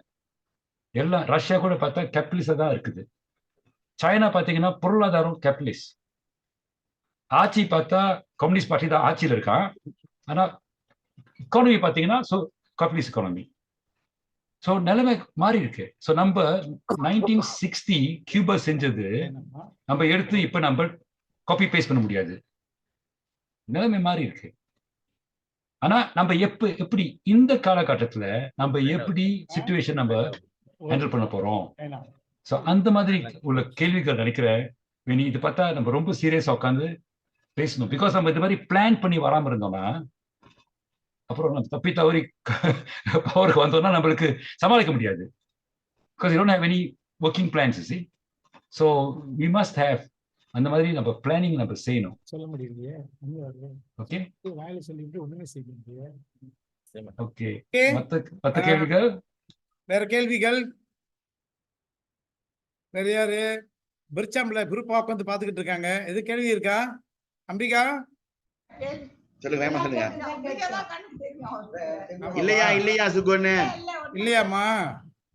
ஏய் சுகு, லோகேஷ் இருக்காங்க. லோகேஷ் கேட்க போறீங்களா? அப்படியா? ஹலோ மகேந்திரன். ஆமா, ரொம்ப நேரம் கேள்வி கேட்கறதுக்கு காத்துக்கிட்டு இருக்கிற மாதிரி இருக்கு. சொல்லலாம், எது கேக்குறியா? சொல்லு. கம்பெனி மூடுறதுன்னா மூடிடுவோம். ரொம்ப பிரச்சனை கொடுக்குறான் உன் கம்பெனிக்காரன், தெரிஞ்சு உன்னை போட்டு டார்ச்சர் பண்றான். சொல்லு, எப்படி கேள்வி இருக்கா? ஓகே. சான், காடியில உட்காந்துருக்கீங்க சான், எது கேள்வி இருக்கா சான்? இல்ல. ஓகே. இங்க யார? கௌசல்யா ஆறுமுகம் கேக்குறீங்களா? இல்லண்ணே. இல்ல. Monica uncle. அது கேள்வி இருக்கா மோனிகா? இல்ல அங்கிள். இல்ல. கவிதா? நோ. கேசவன்? இல்ல, ஜஸ்ட் ஒரு கருத்து என்னன்னா, இந்த விஷயம் வந்து டாக்டர் குமாரும் பல முறை இது ரிப்பீட் பண்ணியிருக்கிறாரு. நம்மளும் இது பல முறை இந்த விஷயம்லாம் பேசியிருக்கோம். சுரண்டல், இந்த லாபம் எப்படி உருவாகுது நடுவுல. இது வந்து சாதாரண பாமர மக்கள்கிட்ட நம்மளோட ஏரியால எப்படி நம்ம இது கொண்டுட்டு போறோம்ன்றது நம்ம யோசிக்கணும் மட்டும் கூடாது, நம்ம செய்யணும். ஸோ அதனால தான் நம்ம மாணவர்கள்கிட்ட கூட நம்ம பிபிஎம்க்கு வந்து நம்ம ஒரு மாடியூல் செய்யும், டிஸ்ட்ரிபியூஷன் ஆஃப் வெல்த். இந்த என்ன சொல்லுவாங்க, இந்த கயான் வந்து எப்படி வந்து பொதுமக்களுக்கு போய் சேரும். நம்ம ஜிடிபி ஏறுது 24 மடங்கு. ஆனா நம்மளோட வருமானம் வந்து 1.2 1.4 இப்படிதான் ஏறுது. ஸோ இது பொதுமக்களுக்கு போய் சேர்க்கறது நம்மளோட கடமை, அட்லீஸ்ட் நம்ம சுத்தி உள்ளவங்களா. இது நினைக்கிறது அருமையான கருத்து. இது நம்ம மேபி டிஸ்கஸ் பண்ணது. ஓகே, வேற யாராவது கேள்வி? சுகு பார்த்தா டாக்டர் வீரகுமார் அதான் கேட்க தான் வந்தேன் நான். அதுதான் doctor Veerakumar. Okay, why communism and socialism failed throughout the world. Okay, இது பார்த்தா அதுக்கு பார்த்தா அது ஒரு லெக்சர் எடுக்கணும். ஆனா ஒண்ணு நம்ம என்ன பார்த்தோம்னா, இந்த கம்யூனிசம் அண்ட் சோசியலிசம் பார்த்தா அது கார்ல் மார்க்ஸ் சொன்ன மாதிரி நினைச்ச மாதிரி நடக்கல. அது didn't follow the plan. Karl Marx என்ன நினைச்சாருன்னா, கார்ல் மார்க்ஸ் எங்க நடத்தாங்கன்னா, இது பிரிட்டன்ல, ஜெர்மனில, பிரான்ஸ்ல, அமெரிக்கால அங்கதான் முதல் நடக்கும். பிகாஸ் அங்கதான் நிறைய ஒர்க்கர்ஸ் இருந்தாங்க, மெஜாரிட்டி ஒர்க்கர்ஸ். ஸோ அங்கதான் அந்த என்ன சொல்ற working class is the grave digger of கேபிட்டலிசம்னு சொல்லுவார் மார்க்ஸ்லாம். அதை எதிர்பார்த்தாங்க. ஸோ நான் சொன்ன மாதிரி இந்த இம்பீரியலிசம்னால அங்க உள்ள ரூலிங் கிளாஸ் அவங்க ஒர்க்கர்ஸ்க்கு சில சலுகைகள் முழுமையா கொடுக்கல. ஆனா பிச்சு கொடுக்குறது அவங்க உள்ள அந்த புரட்சியை அங்க நிப்பாட்டிட்டாங்க. ஸோ என்ன நடந்துச்சுன்னா ஏழை நாட்டில் தான் முத அந்த பெரிஃப்ரீஸ்ன்னு சொல்லுவாங்களா ரஷ்யாவில் அப்போதான் ஸ்டார்ட் பண்ணுச்சு.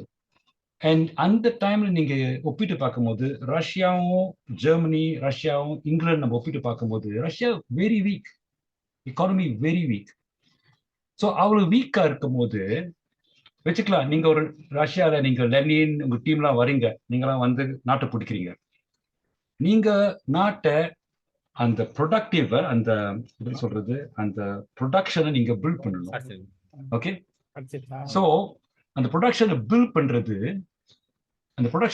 பண்றதுக்கு நீங்க அது சர்ப்ளஸ் எடுத்து mainly road, railway, power supply, நிறைய சர்ப்ளஸ் மக்களுக்காக நீங்க ரொம்ப பாய்க்க முடியாதுல்ல. நிறைய எடுத்து நீங்க got to build your உங்க நாட்டோட கெப்பாசிட்டியை நீங்க பில்ட் பண்ணணும். ஸோ ஆனால் மக்களுக்கு அது கடுப்பா இருக்கும்ல. நீங்க ஜஞ்சி பண்ணீங்க, நீங்க எடுத்தீங்கன்னா நீங்க நல்ல வாழ்க்கை கிடைக்கணும், ஆனால் நம்ம இன்னும் கஷ்டப்பட்டு வேலை செய்யறோம். So I think that's one major problem அந்த லோ ப்ரொடக்டிவ் பேஸ். ஸோ லெனின்லாம் ரொம்ப ஹோப் பண்ணாங்க, அவங்க டேக் ஓவர் பண்ணிட்டு ஜெர்மனி, இட்டலி கூட கம்யூனிஸ்ட் ஆவாங்க. அவங்க கம்யூனிஸ்ட் ஆகுனாங்கன்னா நம்ம ப்ரொடக்டிவ் பேஸ் கொஞ்சம் ஸ்ட்ராங்கா இருக்கும், நம்ம சேர்ந்து ஒரு சோஷியலிசம் பில்ட் பண்ணலான்னு பார்த்தாங்க. பட் தட் டிட்ன்ட் ஹேப்பன்ல. ஸோ அதுதான் ஒரு ஒரு ஒரு ஒரு மெயின் ப்ராப்ளம் அவங்க எதிர்நோக்குனாங்க. அந்த ப்ராப்ளம்ஸ்லாம். ஆனா நம்ம கம்யூனிசம் ஃபெயில்டுன்னு சொல்றது ரஷ்யா சொன்னா ஓகே, அது பார்த்தா ஒரு டிக்டேட்டர்ஷிப், நிறைய ஹியூமன் ரைட்ஸ் இல்லை. ஆனா இருந்தாலும் ரஷ்யானால தான் யூரோப்ல ஒரு வெல்ஃபேர் ஸ்டேட் வந்துச்சு. ரஷ்யா பார்த்து பயந்து தான் அவங்க அந்த அந்த ஒர்க்கர்ஸுக்கு நிறைய சலுகை கொடுத்தாங்க, டெமோக்ரஸி கொடுத்தாங்க, விமன்ஸ் ரைட்ஸ் கொடுத்தாங்க, ஓட் பண்றதுக்கு, ஒரு சோஷியல் ப்ரொடெக்ஷன் ஸ்கீம் அது கொண்டு வந்தாங்க. அதெல்லாம் யூரோப்பால வருது, காரணம் ரஷ்யா. இப்ப ரஷ்யா உளுந்த பிற்பாடு படிப்படியாக அதை அவங்க அது திருப்பி டேக் பேக் பண்றாங்க, குறைக்கிறாங்க. பென்ஷன் ஏஜ் ஏத்துறாங்க, எஜுகேஷன் ஃப்ரீயா இருந்துச்சு, இப்ப எஜுகேஷன் லோன் கொடுக்குறாங்க. எப்ப அது என்ன ஒரு 80 வருஷம் முந்தி கொடுத்த சலுகைகள்லாம் பார்த்தா படிப்படியாக யூரோப்ல திருப்பி வாங்குறாங்க. இன்னொன்னு பார்த்தோம்னா ரஷ்யா பார்த்தீங்கன்னா நாசி ஜெர்மனியை டிஃபீட் பண்றது ரஷ்யா நினைக்கிற ஒரு பெரிய பங்கு எடுத்துச்சு. ஓகே, அதுக்கு பிறகு பார்த்தா மற்ற காலனிஸ்லாம் மெர்டிகா வருது, இண்டிபெண்டன்ஸ் வருது கூட Russia played big role. Russia இருக்கிறனால தான் அந்த பயத்துல விட்டு கொடுத்தாங்க. ஸோ பார்த்தா ரஷ்யா இருக்கிறனால, சோவியத் இருக்கிறனால மற்ற நாட்டுக்கு நன்மை கிடைச்சிருக்குல்ல. ஈவன் சவுத் ஆப்பிரிக்கா யாரு மெயினா சப்போர்ட் பண்ணாங்க? யூரோப், அமெரிக்கா, பிரிட்டன் எங்க சப்போர்ட் பண்ணாங்க? ஏஎம்சியை Russia support. So did Russia fail? I don't know. Russia இருக்கிறனால many good things happen in the world in the last century. Okay, maybe அது நம்ம கொஞ்சம் ஒரு டாபிக்கா போடணும். ரஷ்யானால என்ன நன்மைகள் கிடைச்சிருக்கு, ரஷ்யா ஏன் ஃபெயில் பண்ணிச்சு, மேபி அது ஒரு பெரிய டாபிக்ல நம்ம மீட்ல டிஸ்கஸ் பண்ணணும். Okay, okay, the Dr. Virat Kumar from which branch? Klang branch, sir. Oh, Klang branch. Okay, thank you. Okay, welcome. Okay, Glad okay. you're here. வேற யாருக்கு கேள்வி இருக்கா கேட்கறதுக்கு? வேற யாருக்கும் கேள்வி இருக்கா? இல்லைன்னா நம்ம ஒரு முடிவு. I think Sugu இந்த கேசன் போட்ட answer capitalism also failed throughout the world. Actually பார்த்தா நம்ம நாட்டிலே பார்த்தா கூட கேபிட்டலிசம் மேமா கேபிட்டலிஸ்ட் எக்கானமி பார்த்தா அவ்வளவு செல்வம் உருவாக்குது. அது இருக்குது, கிளியரா தெரியுது. ஆனா அந்த அந்த கக்காயான்னு பார்த்தா மக்களை போய் சேரலையே. So is that success of failure? பார்த்தீங்கன்னா ஜிடிபி 24 மடங்கு கடந்த 50 வருஷம் ஏறுறது, அது ஒரு பெரிய சாதனைல. ஆனா மக்கள் கஷ்டத்துல படுது, அது ஒரு சாதனையா? So I think we can also see capitalism has won. Soviet Union failed. Capitalism is one. ஆனா அது எப்படி மக்களுக்கு அந்த அந்த செல்வம் எல்லாமே போய் சேர்த்து கொடுக்குதா, நல்ல ஒரு வாழ்க்கையை உருவாக்குதா, அல்லது மக்களை பிரிச்சு வச்சு சண்டை உருவாக்கிக்கிட்டு ரைட் விங் ஜீனோபோபியா கொண்டு வந்துக்கிட்டு இங்கேயும் அங்கேயும் போயிட்டு போர் போட்டுக்கிட்டு what has capitalism done?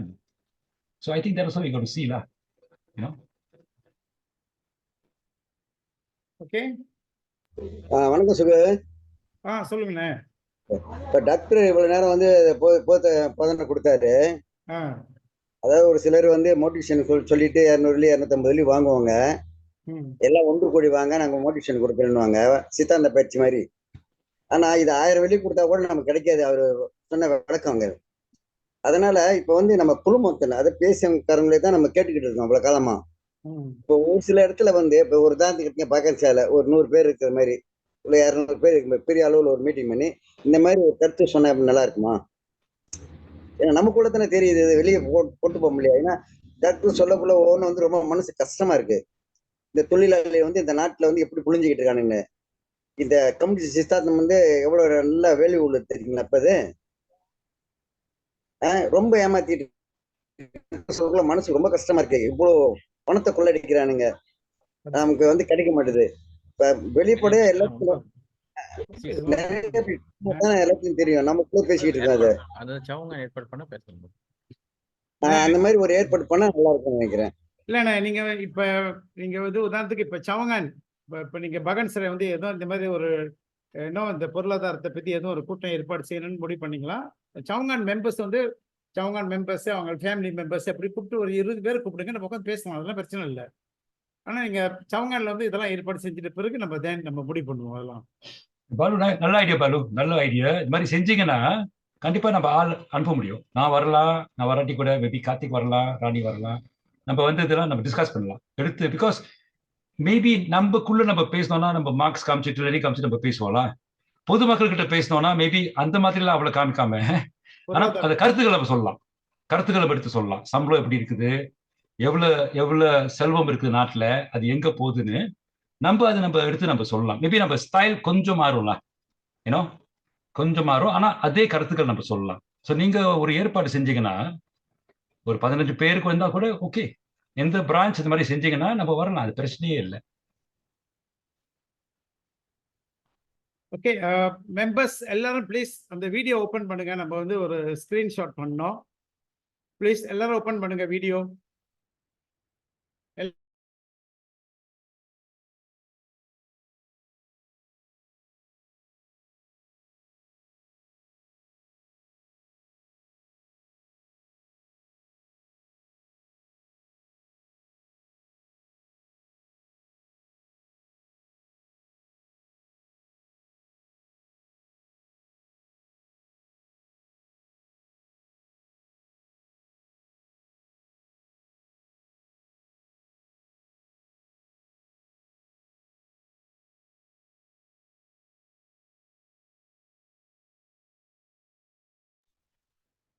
Karthi முடியல அட்ஜஸ்ட் பண்ற Karthi. Praveen, you are in Canada? Okay, 1 இல்ல 10 மட்டும் இல்ல பரவாயில்ல. 1 2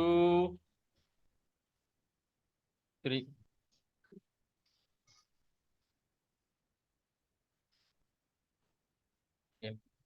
ஓகே, பிரவீன் குமார். ஓகே,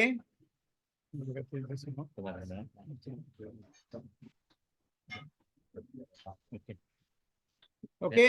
நினைக்கிறேன் இந்த மார்க்சிய பொருளாதாரம் நினைக்கிறேன் ஒரு தெளிவான ஒரு சூழ்நிலை. அப்படின்னா பொருளாதாரம் உழைப்பு மக்கள் கையில, ஆனா அந்த ஆதாயம் பூரா வந்து முதலாளி கையில. எனக்கு ரொம்ப தெளிவா அன்னைக்கு மார்க்ஸ் சொன்னது இன்னைக்கு வந்து இது நடைமுறை வாழ்க்கையிலேயே நம்மளுக்கே தெரியும். அது நம்மளுக்கே தெரியும். சில பிரச்சனை நடக்கும்போது ஒரு பிரச்சனைகளும் நம்ம வந்து கண்ணுக்கு எதிரே நம்ம பார்க்கும் போது வேலையை இழக்கிறது, வேலையை விட்டு தூக்குறது, கம்பெனி எல்லாம் இழுத்து மூடிட்டு ஒரு காலகட்டத்தில் இது ரொம்ப பயங்கரமாக நடந்துச்சு மலேசியாவில். இன்னும் திடீர்னு பார்த்தா லைக் அந்த கார்டனியர் ரொட்டி அந்த கம்பெனியில் வேலைக்கு போவாங்க, காலையில் பார்த்தா எல்லாரும் அந்த கம்பெனி இழுத்து மூடிட்டு சில பேர் அந்த வண்டியெல்லாம் எடுத்து போயிருக்காங்க. இதெல்லாம் நம்ம நாட்டில் நடந்திருக்கு. காரணம் என்னன்னா அந்த தொழிலாளிய அடிமைப்படுத்துறது, தொழிலாளியை ஒடுக்கிறதுக்கு அவனுங்க முதலாளி வந்து பல கோணத்துல அவனுங்களை ஆயுதத்தை பயன்படுத்துவானுங்க. ஓகே, நம்மளுக்கு தெளிவா தெரிஞ்சிச்சு. இன்னைக்கு நினைக்கிறேன் டாக்டர் குமாருக்கு இந்த வேலையில நம்ம சொல்ற நன்றி சொல்ல நம்ம கடமைப்பட்டிருக்கோம். 45 பேர். ஓகே, மொத்தம் இன்னைக்கு பங்கெடுத்தவங்க வந்து பாத்தீங்கன்னா 45 பேரு. 45 பேரு. சில கிளையில லைக் உதாரணத்துக்கு பெர்ச்சாம்ல வந்து ஃபுல் பேர் வந்துச்சா எனக்கு தெரியல, வந்துருச்சு. வந்துருச்சு. அப்புறம் டோட்டல்ல 45 பேரு. இன்னைக்கு பங்கெடுத்த அனைவருக்கும் நம்ம பிஎஸ்எம் சார்பில் வந்து இன்னைக்கு கால் மார்க்ஸ் பத்தி. நன்றி சொல்ல கடமைப்பட்டிருக்கோம். அது மட்டும் இல்ல, இன்னைக்கு கால் மார்க்ஸை பத்தி பேசிக்கிட்டு இருக்கோம். இன்றைக்கு வந்து அவருடைய பிறந்த நாள், பர்த்டே. ஓகே, ஆகவே இன்னைக்கு அவர் பிறந்த நாள் அன்னைக்கு இன்னைக்கு அவரை பத்தி நம்ம இன்னைக்கு பேசியிருக்கோம். ரொம்ப சிறப்பான நாள் இன்னைக்கு நம்மளுக்கு. ஓகே, அனைவருக்கும் நன்றி. பிஎஸ்எம் சார்கள் வாழ்க பாட்டாளி, வளர்க வர்க்க போராட்டம். ஓகே, நன்றி. வீடியோ இருக்கும், நான் அப்புறமேல அப்லோட் பண்றேன்னு. கார்த்தி அட்டெண்டன்ஸ் அனுப்பிடுங்க. அட்டெண்டன்ஸ் நம்ம அனுப்புறோம். வீடியோவும் இருக்கு, நம்ம அப்புறமேல ஷேர் பண்றோம். Okay, bye bye. Bye. Thank you, uncle. You're welcome. நன்றி, வணக்கம்.